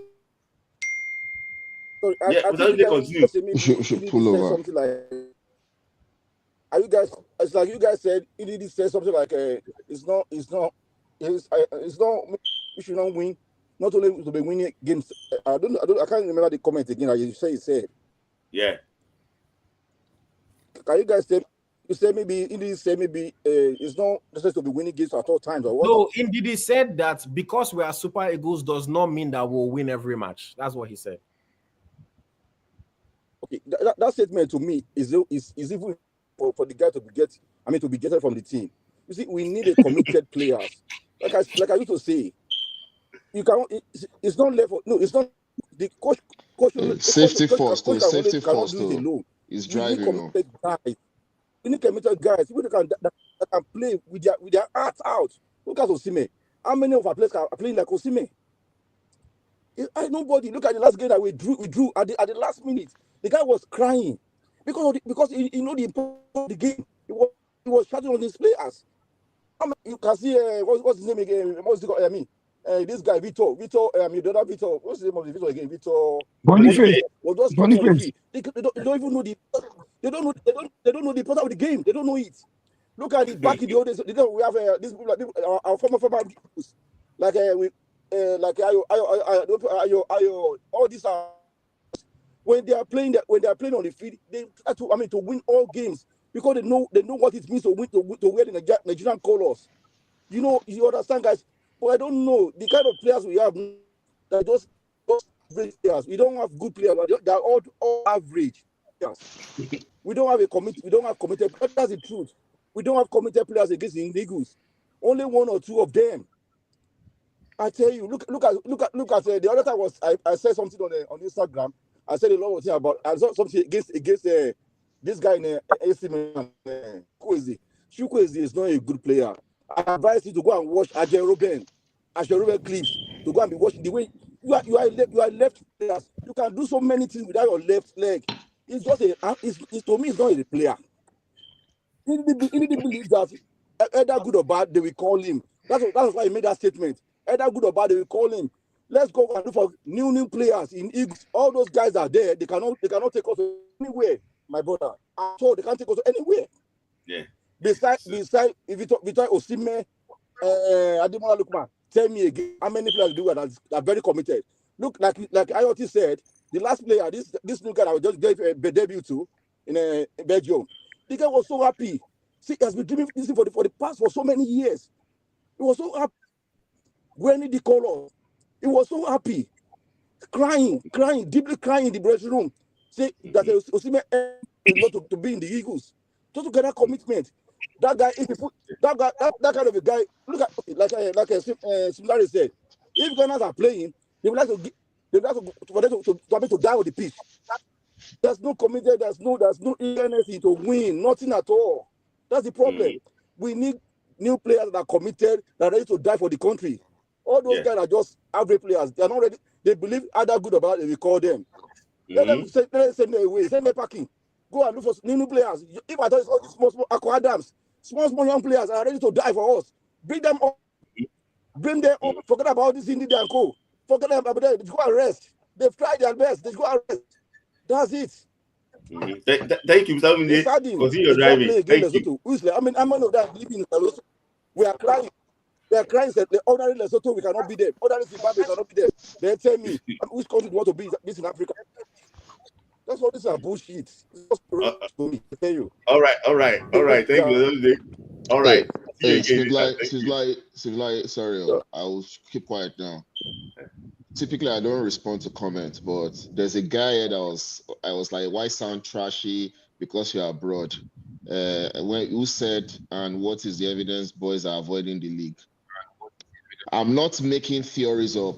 Who that person? One sugar daddy thing. I don't really I respond saw to the comments. I don't. I'm not trashy. First of all, I'm speaking of facts. Our league does not have that credibility anymore. Most young players would rather prefer to go through an academy where they will train and they'll sell them and they'll go. And that's a lot of our players going there. So it's not trashy. So when you are responding, if you want to yab someone, yab with sense. I beg. Okay. Sorry. Let me just piggyback on what Sean is saying. See, this is the reality. I've spoken to many different Nigerian players, young, old, present. The truth is, what's the value of going to play in the MPFL that has no statistics, no video, no nothing? Then you decide to go to a club abroad, and they are still telling you that even though we heard that you scored 20 goals last season, you still have to come and do trial for 4 months for us to be convinced. Versus you play for Beyond Limits FA, they record you properly, They send your clips to agents, to scouts, to clubs around the world, and then you can get into the youth team abroad. And then from there, you can make your way into the first team in a matter of months. You use a perfect example when you're speaking earlier, Layi, Hafiz. This is a boy that was playing academy football. They got him into a tournament that he was in. From there, he started from start the REM second team. And within a short few months, the boy is playing and scoring goals in the French Cup and then playing in the French Ligue 1. So that's the reality right now. Because of our messed up system, academy has become a much surer and clearer path for football players than going into the league. Because by the time you play in the league, first of all, there's the perception that you're already old. Whether or not you're lying about your age, that's the perception that this person played in the league is no credibility, man. Unless you are fortunate, like a Daniel Daga, unless you are fortunate to have played for Nigeria at youth level. Once you go into the league, is fortunate. He's fortunate to have played at youth level, because if he has not played at youth level and he just played for Aimba, he will be in Tunisia right now, or in Algeria or somewhere. Or Luxembourg. Let me just go to Elvis. Elvis, nice to actually work there. I know that you don't join. I see your comments in the morning. You know when you, that's when I actually see your comments. Elvis, thank you for joining. So let me hear from you, Elvis. Thank you very much. This is actually my first call. Yes. And you got not of. And IoT, I celebrate your channel also. You people make us a love football. One thing I want to say is that, can you hear me? Yeah. Yes. Okay. One I want to say is that what Eric Chile, our coach, for my own opinion, is this. You need to overhaul those players. You don't need to have any other name. There's no big name there. Only the big name I see there is only Osimhen. And the Moses Salmon. I support what Layi said, and I know that your team also look at his opinion this way. Some of those players should be coming in second half, first half. We will look for young talent that have hunger to play. Argentina play for Messi. One time Messi rejected football. I think something happened I want to remember what happened in that game. Messi was angry. And they have all stars there, Di Maria and everybody, but they are not scoring. They have Aguin in the front line. This is a World Cup match. I want to remember the World Cup match, but nothing was happening. So Messi was angry and he quitted the Argentina team. The president went to call him back because he has the hunger to play ball. He has hunger to win cup. Then only person that they live in that team was Mascherano and Di Maria, and they played every game. And they are winning those games. In Nigeria, you just call it will be tried, but that's an average performance. Running, okay, who can rise to the occasion? Ask a question. If Nigeria is losing, one go down. And we're talking about the Iwobi we saw 2018 against Zambia. Look at the hunger. It's slotting a goal, didn't miss it. You will give them a chance now to show they are aging, they are warning out. We can't just invite them and come and practice and go and play match. It looked like those days that Amudi is begging player. We have match maybe on. Sorry, Elvis, just you mentioned one very good thing there. It will be then and it will be now. It's like he's getting because then they are different. Yes, I remember him against Zambia away from home, against Zambia at home. Decisive, decisive. But what is now wrong now? Is it because he was playing for Arsenal then? He's not playing for. Okay, maybe that's the difference. Okay. It will be from up now. It's coming down now. It's not playing in full arm. You should know that it's retrogressing. Indeed, now it's retrogressing. Yes. Akron is retrogressing. This should not be hardcore player in Nigeria. If not, they'll be crossing corners and somebody will hit it. We know when Yobo was retrogressing in Everton, they used to call him on-goal manager. He will come and score on-goal. You now put him in World Cup to go and play before Ronaldo. They will beat us. Yeah. Whether we not have them, these people we have them, they will still beat us. So what we need to do when J.J. Okocha was regressing, we play Abuja, we play friendly match with Ronaldinho in Abuja. He said people used to argue in Nigeria, Ronaldinho and JJ Okocha, Ronaldinho. But that day we saw the match clear. Ronaldinho was in Abuja, beat us 3-0. Okocha was dribbling. He did score. What we need was goals. If we are going to get anywhere in football, it's goals. It's not. One time they were saying about we don't have talent of dribble. Football is not about dribble.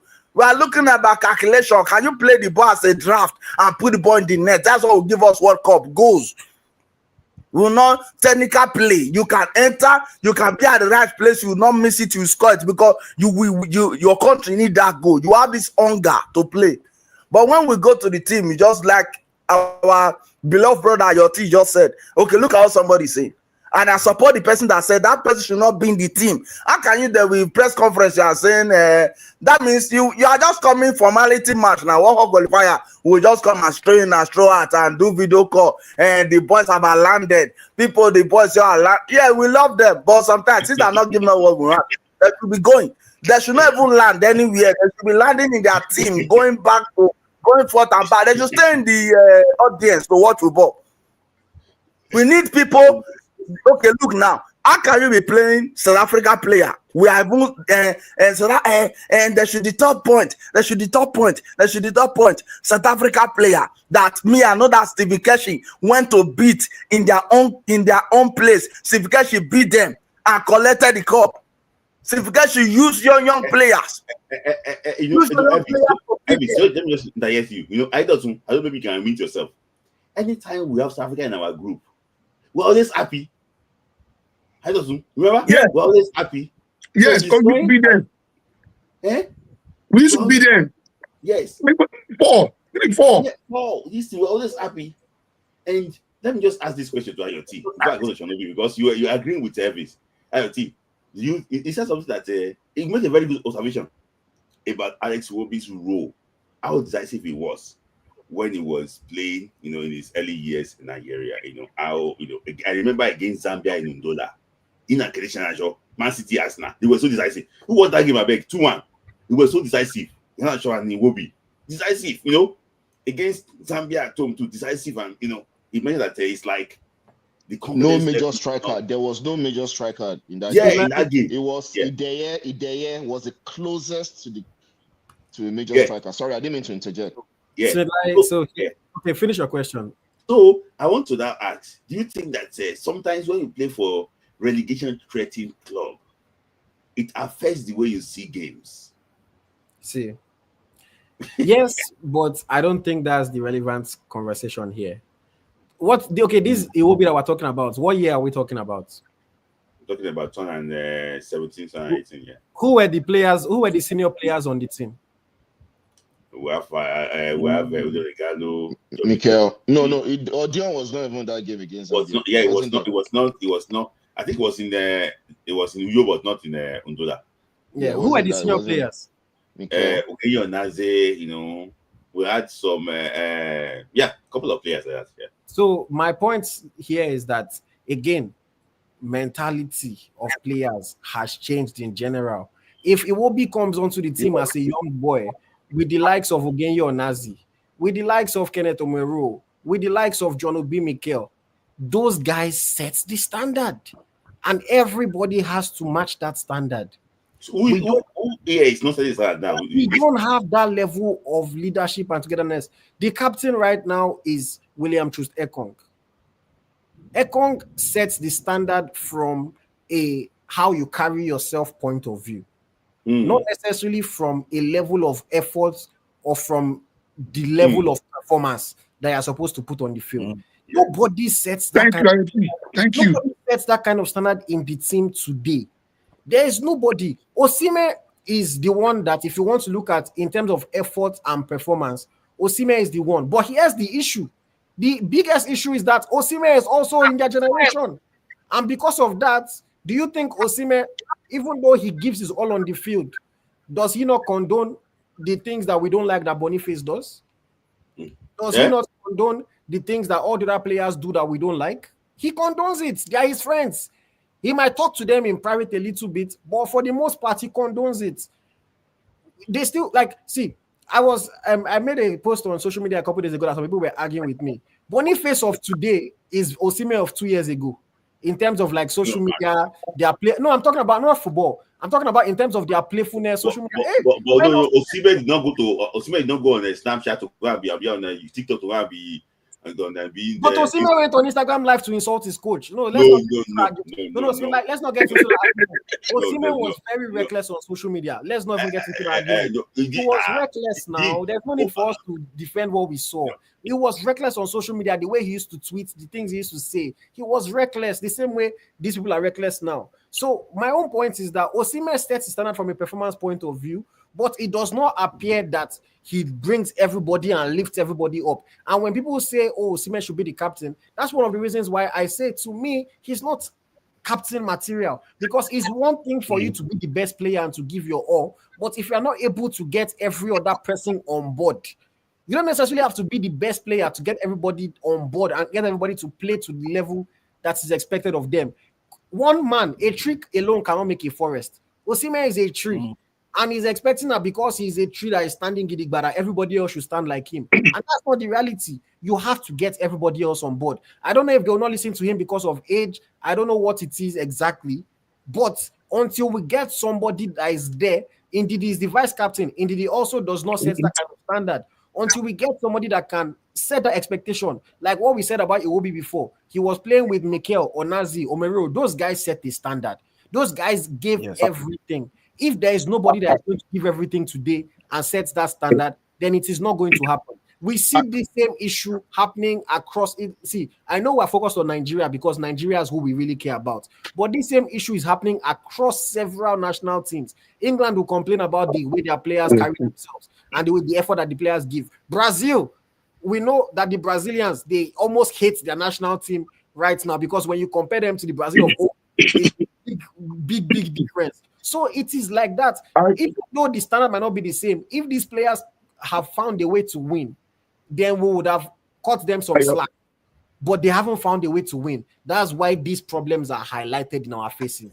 They are not winning because winning covers up everything else. That's the reason why Amaji will come and tell you he's one of the best presidents ever, because in his time he won. Winning covers everything. Winning glosses it up. Go on, sir. Sorry, let me just chip in something. IoT. Yeah. At the time, Stephen Keshi, the late Stephen Keshi, God bless his soul, was leaving the national team. He wasn't playing football that much, but he was able to carry himself, and almost all the players in generation, they respected him. That's why we call him the big boss. He was same teammate with team with Rufai and Co. In fact, Rufai was captain of the team and Maroc 88. But all the players respected him because he carried himself. I remember Christian Shuku, let's call him the chairman. See, he based on how the captain carried himself, and one of the things that affected our football job, because back then, so I hope you remember now, before you can put on that white green, you will walk and you will sweat. But now, somebody from young will be wearing Spike Goose jersey, play for Spike Goose. See, because we have watered down the criteria of getting to that team, that is why people, there's more passion in Spike Goose. Everybody believes, oh, let me just play one ball or have one connection somewhere. I'll get Spike Goose. We have people from Water. Smith, remember this guy that played for, one more thing, I forget guy that played for Spike Goose same year. He played for amateur football, then joined Shooting Stars. They didn't get him from amateur football. He went to play Shooting Stars before he played for Spike Goose. But now, every time the Canary just come to play Spike Goose, I don't know where they're coming from. Imagine, young. Now, even coaches or those people at football are now using Spike Goose to market players. The last one they marketed, he's not even playing, he's not even making match day in Division 3 in England. You know? Can I say something? Yeah. So I just want to respond because I'm saying something that some people are saying here. So again, first of all, what I said about Osimhen, let me not get into that too much. So for people that are saying, how can we expect foreign-born players to be passionate about Nigeria, etc. Again, how do we get people that have never left Ibadan in their lives? How come they're passionate about Man U?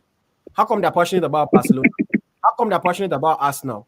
That's not a point. It is all about the culture, the feeling that you make these people have. If you, again, like I said, look at most English teams now, for example, are filled with foreign players. Those players did not grow up loving those clubs that they play for, but when they get into the clubs, they learn the history. They see the heroes that played before. They set the standard for them, and then their passion grows and develops. It is not a foreign-born issue, and I don't want people to turn it into that. It is not a foreign-born issue. Somebody can be born in the UK and be more passionate than somebody that was born in Oju Elegba. It is very possible.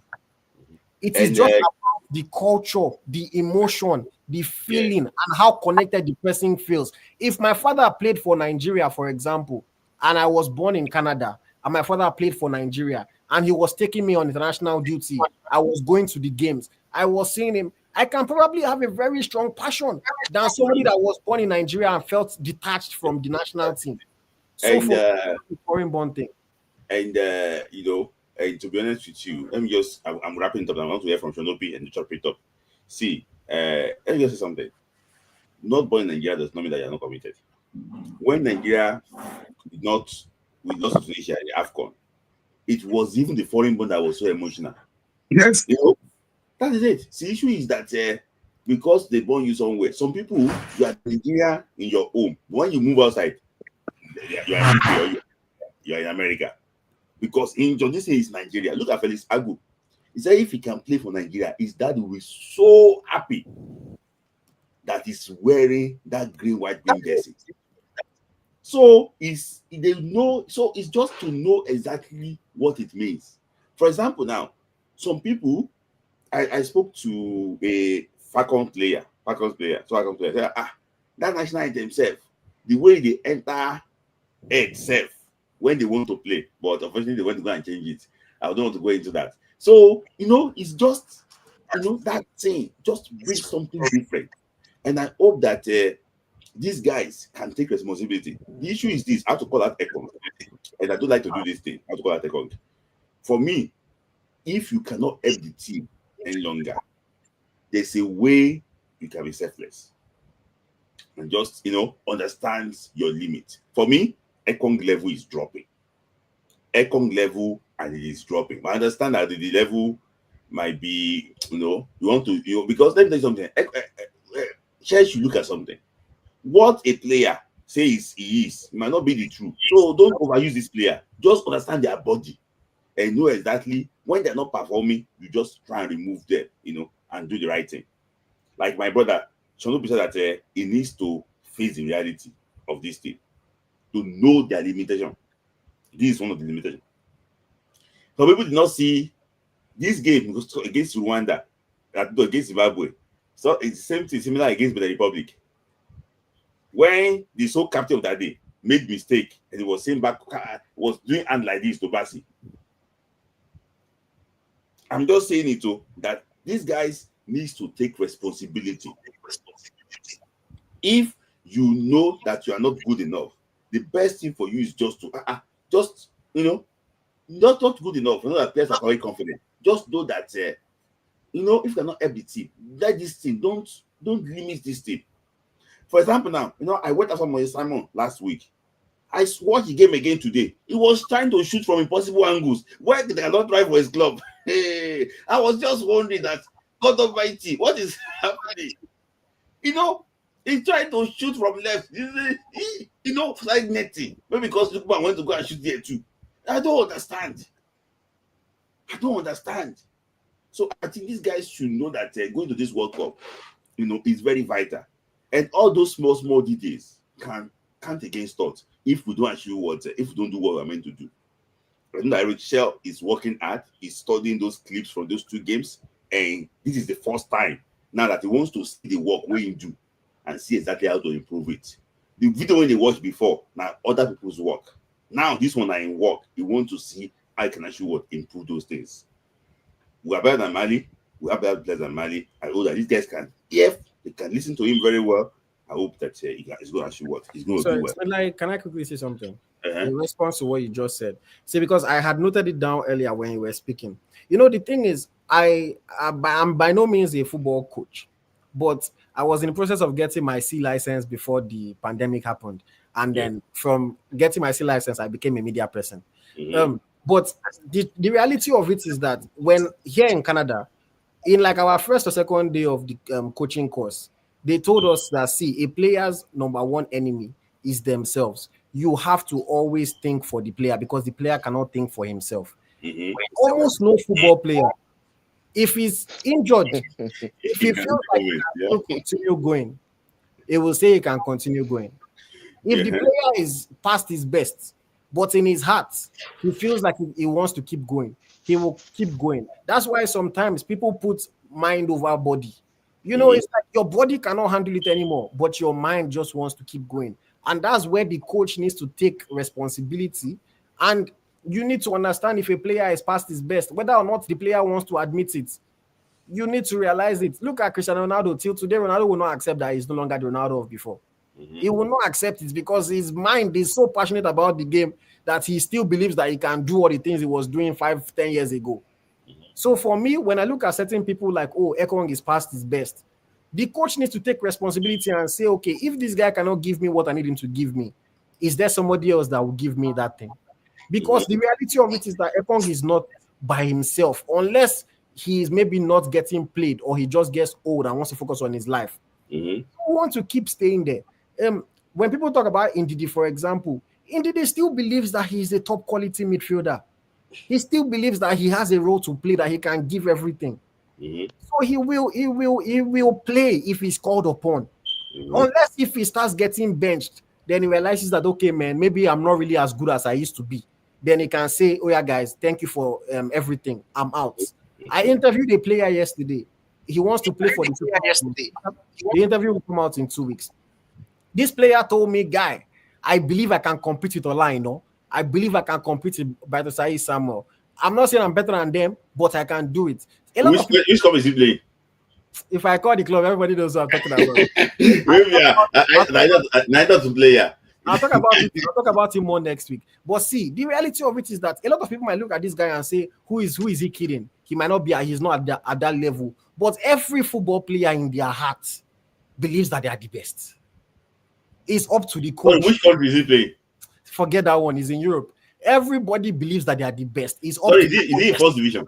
Yes, he's in first division. Okay, I know the player. Continue. You know, but everybody believes that they are the best. It's now up to the coach to say, guy, I know what you think, but no, you are not quite good as you think. Or this other person is better than you. And unless the coach starts to bench certain people, that person will continue to believe in himself. That's just the reality. That unless the coach starts to bench the players.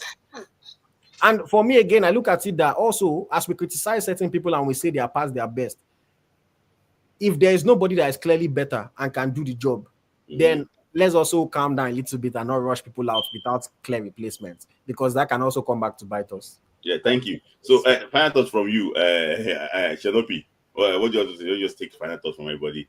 Talk about the thriller, then we end up. Yeah. So I've said what I will say. Now, there's a long-term problem. Yeah, sorry. Before I go to that, a lot of comments have been coming up say that are you Mr. Yama's brother? Yeah, Mr. Yama is a legend, but me, I find personal. I'm just kidding. I'm just kidding. No, I beg. What's there to kid about? If you think you're fine, you think you're fine. No, he's a legend now. He's a legend. I beg. Legend no fear. Man, no Yabam. But I don't know. I've never heard that before, Shabo. Maybe I don't think I'm not because of the video. Baba, I beg you. Which one be Yusuf? So, anyways, I've said this before. Like, long-term solutions will take time. It's systemic. But what's in front of us is the World Cup qualifiers. We need to qualify if we have to be at that World Cup. And 2020, it's gonna be sad for Nigeria not to be in the Americas. I just can't imagine it. So Eric Schell has his work cut out for him right now. We have 4 more games. It's looking like South Africa it's more like imminent now that they are going to drop the points. So 10 points, we are 3 points. So those 4 points, Eric Schell has to do something, because if he wants to use this same methodology, we're going to drop points in the next 4 games. That's the reality. He has to think with his thinking cap if he has anyone. It looks like the guy is bald. So he has to wear a cap anyway, right? He has to think, he has to do something. And he has the window in June to really fashion out how he wants to play. Because he has a philosophy of playing. But now he doesn't say reality and philosophy, you get a CV, right? The reality is that we have a team, but we just have patches of individual brilliance that they cannot play as a unit. That's the truth. We can't play as a unit. We falter in certain areas. So he needs to do something in that June window, get the right players, see, they don't have to even be.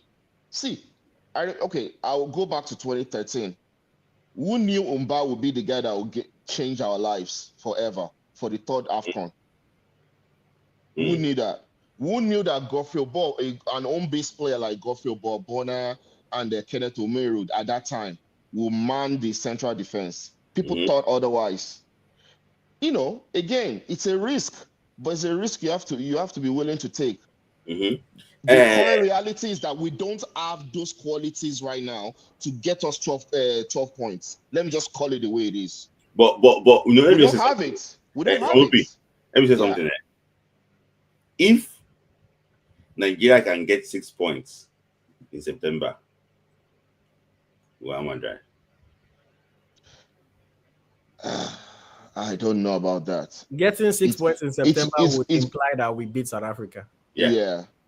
But it will go down to the last game. The way this tournament is going. I think it's going to the last game. Go down to the last game of the tournament. Winning the next 2 games, yes. It will be a good one. I just think that this is the first time since winning the judge that, because I won't lie to you, the destiny is imminent. There's nothing that can stop that. It's just the further punishment I don't like, because suspending the player will not be good at all.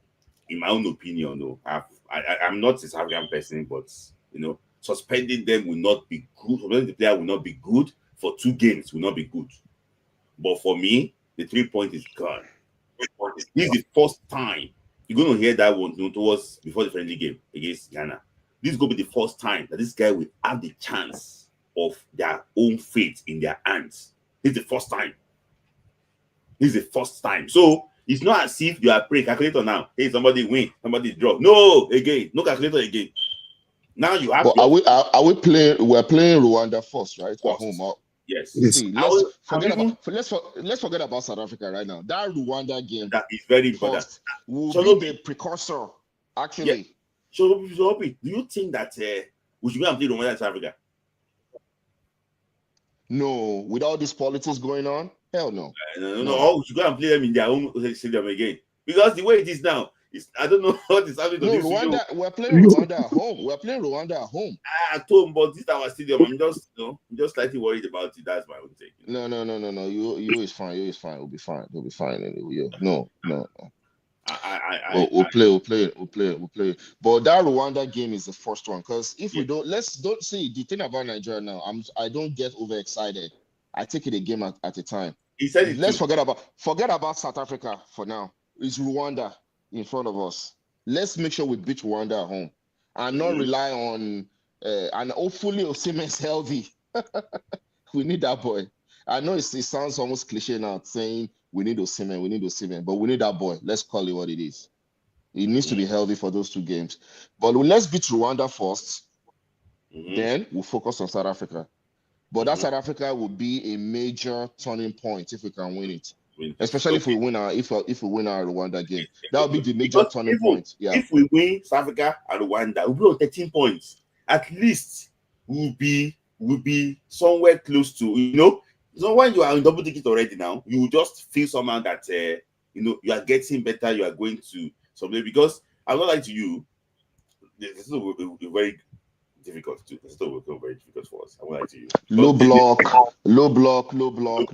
Yeah. So Elvis, let me hear from you. Final thoughts quickly. So before I go ahead, I don't know. So Shalopi, all right, let me just take you so I can just be. Thanks, guys. Yeah, thanks. Good seeing everyone. Yeah. Okay.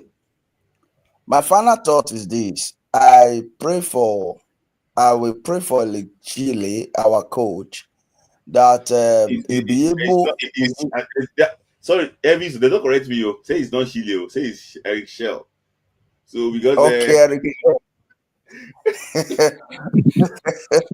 Okay, Eric Chair. Well, my prayer for him is that God should give him the grace that he will be able to arrange his team, because I don't want that man to fail. I want him to succeed because I love his football. I love the way he plays. When I watch him in Mali, I watch the way he used Sinayoko and Aidara. So I just imagine that we are saying that we have player more than Mali. But for now, it's like he's still looking for people that can play like that guy in the midfield in Mali. We have Sinayoko, which is Osimhen, that can bully player and run and score goal. But I just played that Nottingham Forest Manchester United. Ayoti, you said something about the goal. Now look at that goal that Elanga scored. I think that's what Chile is looking for. Somebody that will play that same way that Chukwueze is playing. And when you have the ball, you can run. Even when you are not the number 9 man, you can be scoring. Now, even the left back can be scoring. You just be in a good possession and score goal. Zed Sanusi will not score. He will get to that right possession against Pizarro and he'll play the ball up. We need people that can be scoring. That's a very good team. Good team. I can bet you that Elanga in Nottingham Forest, that guy. It's Vanda Chukwueze. That guy run. Can I just say something?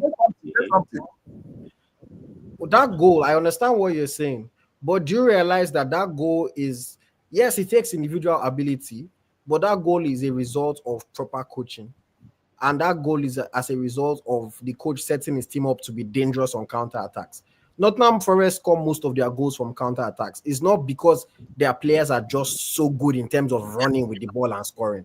Because everybody in the Premier League has players that can run with the ball and score. But I agree that there's an individual aspect to it, but it is also coaching. If Eric Shaw wants players to be doing that for the Super Eagles, he needs to coach them and set them up in a way that they can do that. But can people do that? Do you have quality that can do that? Yes, we do. Yes, we do. I can run without looking back. They will look back. No, see, again, it is all about instruction and practice and coaching. If the coach has told you that when you get the ball on the counter, go forward, I just want you to drive forward, they will do it. But if you don't give them, when they don't see support, then they will think, okay, let me turn around and wait for somebody to come and support me. It's instruction. The coach has instructed them to do that. So Elanga knows. It's the way Robert Sanchez, no matter how many times he sells game, Maresca said, if I have told him, if you play long ball, I bench you. So he has to keep trying. If the coach has to instruct them to do it, I strongly believe an instruction thing. I don't read comment that view that not by value. Don't read that comment. Just focus on that. Nobody. So thank you, Elvis, for that. Nice to actually meet you, Elvis. I really enjoyed your conversation. You are a comedian. You cracked some people up here a lot. Thank you, Elvis. We'll see you again next week. Thank you, Elvis. Thank you. Thank you, sir. Yeah. Before I go to you, let's just talk about this interview tomorrow. So I'm going to play the trailer now, let you wrap everything up together. So before I even play the trailer, your player, the AC Milan player, I'll be getting a lot of bashing today, but I just hope that he joins this club next summer and he improves his game very well. Because I'm seeing don't forget that Chico's against Africa. It's always a game changer. Yeah. He has been playing very well, though. So don't underrate him. He might come and ask us to go and eat to go and chop our awards. So so just play this thriller first. Very, very difficult to become a professional, especially coming from Nigeria and also from the streets. I stood in front of the whole management and they were asking me, okay, how much do you want? I said, I don't know. You can give me what you want. I just want to play football. I would say I like pressure. Pressure brings out the best in you. You won the MPFL Player of the Year. How did that make you feel? I would say... How did you find out that you were going to be part of the Super Eagles? I was sleeping at home. I received a call from our GM and he said, you need to be in Abuja today. You have been invited to the national team. Nigerian fans are more vocal. They say like some dirty words direct to you, direct to your face. And at the point that they even want to beat you. This sport, Mono, you go carry woman, they wake up and die. I refused to go to second division because I was like, you be big player now. How you go second division? Why did you decide to now go to Asia? The numbers was what made the difference. I was asking, do they play football in South Korea? Yes, they play football in South Korea. I said, okay, then let's go. I had to stay off football for 3 months. It was really a terrible injury because I couldn't walk. Would you ever go back and play in the MPFL? So can you see? That is suspense, guys. Go and find the answer to that. When you actually watch it tomorrow, because to be honest with you, and once let me just say something about this day first. I like stories like this. I like stories like that. And there's a national team part to it. There's a club part to it. You can see that MPFL Player of the Year. I don't know if they give him a paper, but so there is there are a lot of things to it, and I'm pretty sure that papers will get a lot of stories here. If any answers you want to actually find here, you will see. You can see Iwobi in that that press conference. You can see that his system. Mr. Kilpatrick, you always come late. When we want to finish the program, that's when you come. Mr. Kilpatrick, that is when you come. Say the link. Okay, so guys, I'm going to play the drill at home because I enjoyed it. I have to honest with you, so that I can be able to, me too. I have to. I'm going to be the gym tomorrow. I'm going to put my AirPods on, to actually enjoy at that time, because that time is like Nigerian time and UK time is not the same now. So it makes a lot of sense. So let me just play it one more time, guys. Where I enjoy it, guys. Pay attention. Like the past week, please. 2 minutes. I'll just give you 2 minutes, so just come and share your thought, because I thought he's here. You always like to talk to him, So he's here. So let me just play the link. Let me just play it quickly. Very, very difficult to become a professional, especially coming from Nigeria and also from the streets. I stood in front of the whole management and they were asking me, okay, how much do you want? I said, I don't know. You can give me what you want. I just want to play football. I would say I like pressure. Pressure brings out the best in you. You won the MPFL Player of the Year. How did that make you feel? I would say, how did you find out? I was sleeping at home. I received a call from our GM and he said, you need to be in Abuja today. You have been invited to the national team. Nigerian fans are more vocal. They say like some dirty words direct to you, direct to your face. And at the point that they even want to beat you. This sport, Mono, you go carry woman, they wake up and die. I refused to go to second division because I was like, you be big player now. How you go second division? Why did you decide to now go to Asia? The numbers was what made the difference. I was asking, do they play football in South Korea? Yes, they play football in South Korea. I said, okay, then let's go. I had to stay off football for 3 months.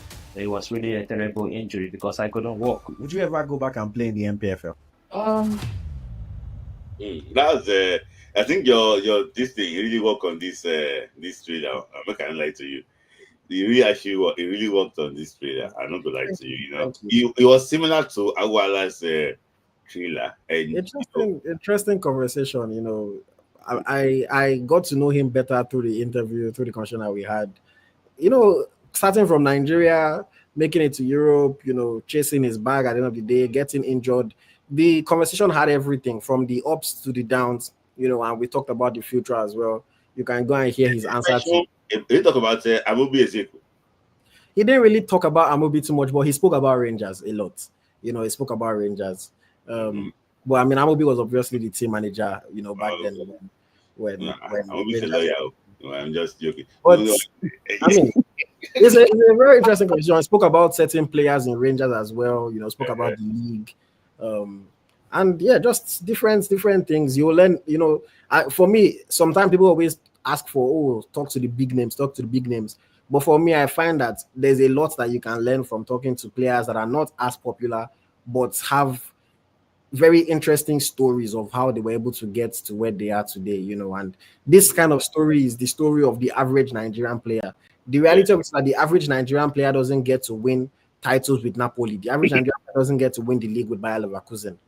things like that. This is the average Nigerian player, makes it out of Nigeria, has an okay career in Europe, then goes to make some money in the Middle East or in Asia, and is now thinking about the future and see if he wants to come back.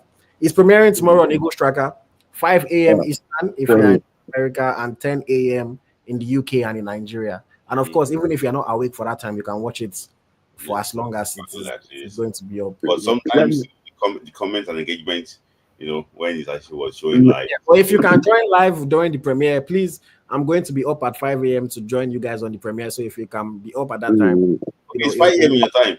Yeah, it's 5 a.m. my time when it's premiering. Let me just say this. IoT, thank you for the good job. I think I want to laud you on this program that you do, because this is a reflection of what people go through every day. As an eye opener, that people will see the ups and downs of players. Because sometimes people are talking about Osimhen now. A lot of people would not know when Osimhen was hawking pure water in the street, going through turbulent times. I think there's a testament that even encourage the upcoming players that, if this guy can make it out of the gutter, definitely I can make it too. Good job, IoT, on that. Thank you. Thank you very much. So I'm still going to come to you for a final comment. So I just want to hear from my guy. I have a question to actually ask you. But let me just hear from Mr. Casey. Mr. Casey, you started like 2 hours plus, but you joined late again. But let me just hear from you. 2 minutes. Yes. So what we discussed. What's the topics? Yeah. The topic was just about Odewinge, saying that the guys are playing correctly now. They are just slightly average or above average. They are not as good as when they played. He also mentioned that Victor Osimhen is limited. That he wait for crosses. He wait. That he will be waiting for crosses, waiting for to be fed before he scores. He just said those some things that players like Ikechukwu, Obafemi Martins, we from nowhere, get you those goals. He just mentioned some few things about that, which I think that a lot of people disagree with it. Do you think that these guys are not as good as those we used to have before? That's just I don't. I slightly disagree with him, because just as I said the other time, those days, most countries didn't have professionals. Those days, before the Bosman ruling, not more than 4 foreigners can feature for a team. So whether you are from England, maybe you are in the Premier League now, you have French, you have Dutch, you have Portuguese, you have people from South America, Brazil, Argentina. Only 4 can feature. So it gives. So Nigeria was lucky those days. They have players overseas playing, because they were lucky. They started moving abroad before. Although some other countries also have professionals, but not now. Most players that play down, their children are professionals. George Weah, his son Timothy is playing. Roger Lukaku played for Zaire in Congo DR.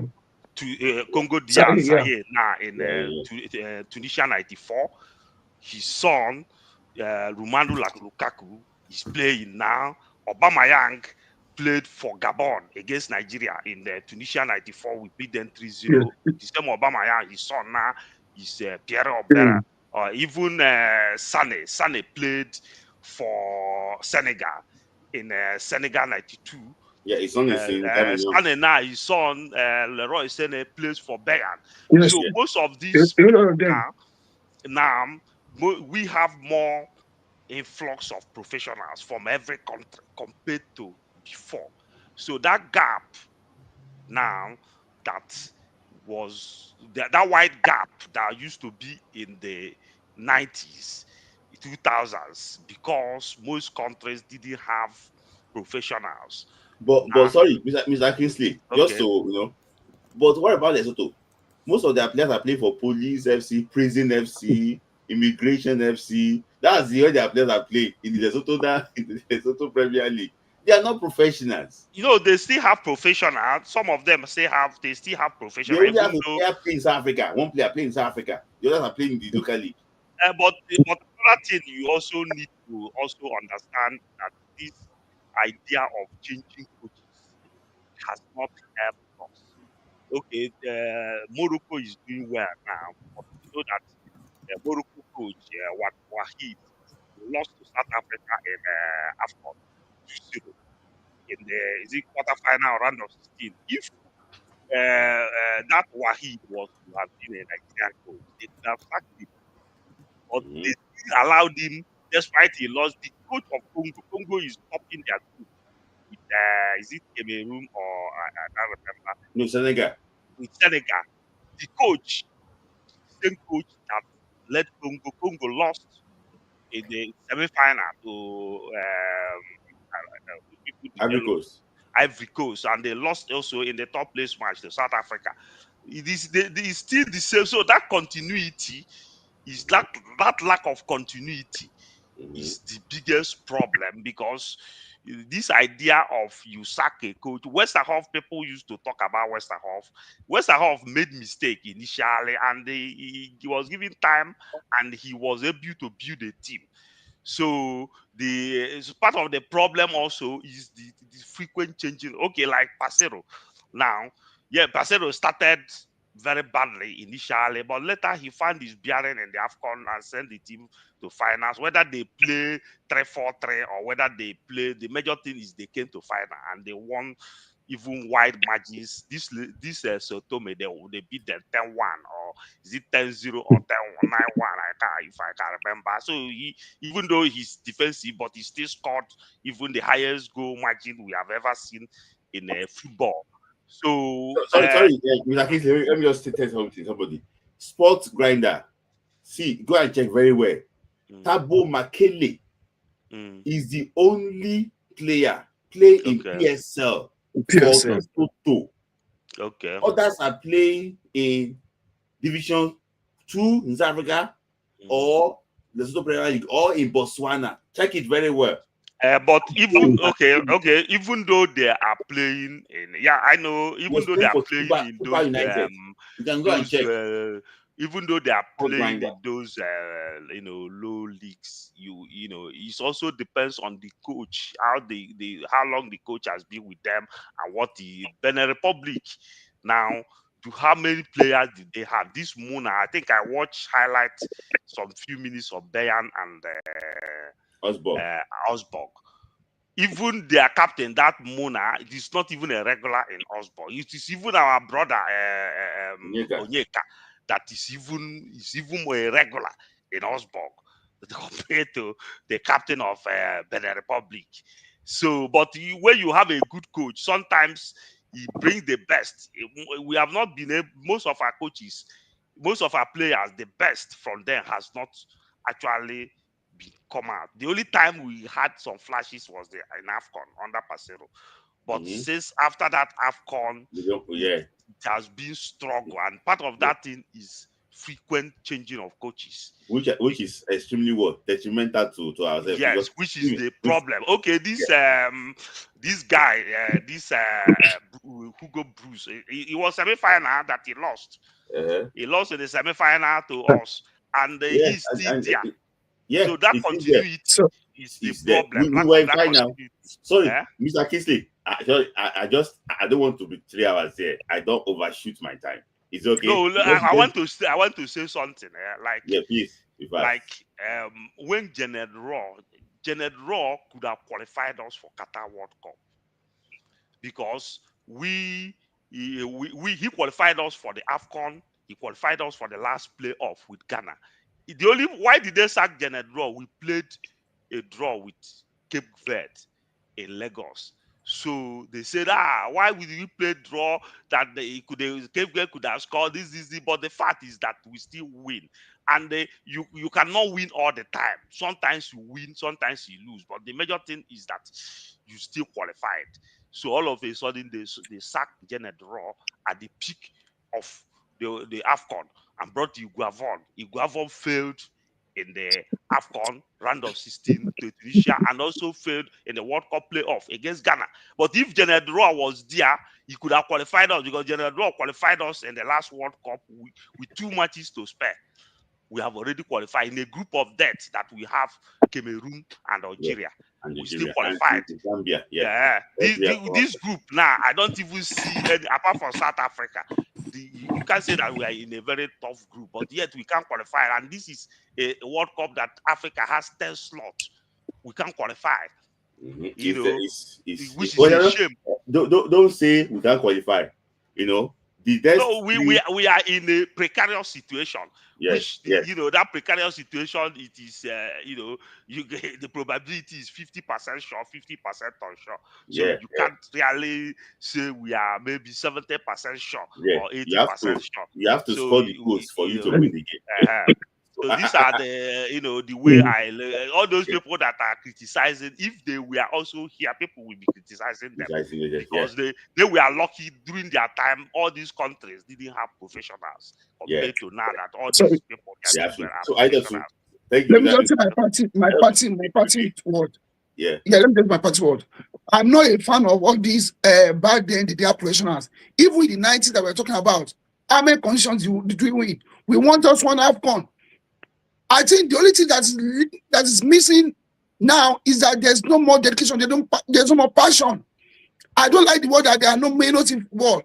No, all the time that we're shouting on 80s, 90s, 80 we won AFCON, 94 we won just one. So other countries who were playing and winning competitions. The only thing that then we had passionate players who they were ready to die for that green, white, green. That's what I'm saying. That's what I'm saying. I agree with Osase 90% because he came into Super Eagles when I like what I said, when they were put out, tell you this is what Eagles is. You know, I'll think about my statement that we should stop using Super Eagles to market players, to bring players from academies and put them in Super Eagles. Super Eagles is a pinnacle of football. That's that. But all I want is that I want Coach Erichel, you know, to come out. If he's not being given free hand by NFF, he should come out and talk. I'll always support him for the one thing that he did. No coach, I still believe, no Nigerian coach would have dropped Ahmed Musa from that positional list. But Erichel took that post step and dropped him. That if NFF is not giving the free hand, he should come out and talk like World Drum. They will know. Person will beg for work. Now you say me can't talk. Come on now. So now the thing is, like Shoropi said, in as much as we want Osimhen, we want all our players. I don't want only Osimhen. I want all our players to please rise up to the occasion, base up, everybody do well and get the job done. Give Nigerians joy by qualifying. That's just what I was saying. And I don't think that Osimhen, Osimhen did not make just 1 minute. Osimhen did not make CAF AFCON team of the tournament because he was given to Ademola Lookman. He just like Ademola Lookman was giving him most of the passes and he was scoring. Now, but in the AFCON, he was giving those passes. So in the process, Ademola Lookman, Olaina, and Trust Ekon make the CAF team of the tournament. But Osimhen didn't make the CAF team of the tournament in the last AFCON because he was supplying, he was not scoring enough. I understand that. So thank you for that. You know, if you remember, when I predicted these the final draws, I said that Nigeria will have 19 points. And I'm still sticking with what I said. Nigeria will finish with 19 points. That's what I said. You said 21 this, I said no. Nigeria is finishing with what? 19 points. We can't win the 6 games. 19 points. That's what Nigeria is finishing with. And I will not tell you the second place team. So that some people will not be crying. But they've said I'll take you second place. But I think that Nigeria will qualify for the World Cup. That's actually my opinion. But thank you guys for actually joining. So IoT, how many hours is the interview for the guy? I think it is 1 hour and like 10 minutes. Okay, 10 minutes. So it's not too long. Yeah. We actually watch it and very, you know, it's not that if you want to know sweet, we go sweet. You go know, see the how the flavor, you know. So even I can see the trailer is what fantastic. I don't know, maybe it's on Instagram, but I'll post the trailer. Will be posted on YouTube this night. It will be on Instagram tomorrow morning. More money, okay. So I thank you don't guys know. for This person I say I'm yabbing. I'm not yabbing anybody. I mean, I know vex. yeah. I just don't. I might just not say necessarily what you agree with. It's nothing personal. I don't have any beef with anybody. I just give my opinion. You give your own opinion. We're not always going to agree. Thank you. So I'm just going to take you off time, just do my final listing. So thank you, IoT. Thank you. Sorry, before I go, Mr. Adedotu, let me just say it now because I like saying things in public so that I cannot take it back. There's a series that I want to do that I'm working on. Smith Layi, you are going to be a part of it. Mr. Adedotu, I like your knowledge, so I want you to be part of it as well. You know, I want us to do some content that will record and post on YouTube. So I'm going to message you guys to talk a little bit more about it. Okay. All right. Thank you. Thank you, Zakisti. Please join early. Join early. We would like to have you, but you join late. Yeah, late comment this time around. Thank you, Zakisti. So, guys, thank you guys for joining. It's been lovely to actually having this wonderful Friday night. It's 1 a.m. in the UK, 1 a.m. to Nigeria. Thank you guys for joining. I really actually would appreciate you. But tomorrow, don't forget to join Eagle Striker for this trailer. I'm going to show it once more before I leave. Oh, sorry. It's very, very difficult to become a professional, especially coming from Nigeria and also from the streets. I stood in front of the whole management and they were asking me, okay, how much do you want? I said, I don't know. You can give me what you want. I just want to play football. I would say I like pressure. Pressure brings out the best in you. You won the MPFL Player of the Year. How did that make you feel? I would say... How did you find out that you were going to be part of the Super Eagles? I was sleeping at home. I received a call from our GM and he said, you need to be in Abuja today. You have been invited to the national team. Nigerian fans are more vocal. You know, they say like some dirty words direct to you, direct to your face. And at the point that they even want to beat you. You, this boy, tomorrow you go carry woman, they wake up and down. I refused to go to second division because I was like, you're a big player now. How you go second division? Why did you decide to now go to Asia? The numbers was what made the difference. I was asking, do they play football in South Korea? Yes, they play football in South Korea. I said, okay, then let's go. I had to stay off football for 3 months. It was really a terrible injury because I couldn't walk. Would you ever go back and play in the MPFL? So, guys, you don't want to miss that. So, thank you, guys. So, any update about the South African case, I'll be updating you guys. Just follow me on Instagram. Any story about players being invited for the June friendly games too, for the May friendly games, I also will update you. I will likely be in London. If I didn't make the first game in London, I'll probably be in the final, maybe against Jamaica also, because that 20th is somehow. But I'll also be updating you guys. So, guys, thank you guys for joining today, and for my gifters too. Guys, if you have not gifted me today, please send your gift. Monzo Ogungbade, thank you for your gift. Sport Grinder, thank you for your gift. Osaro Patrick, thank you for your gift. 12-step addiction rehabilitation, thank you for your gifts.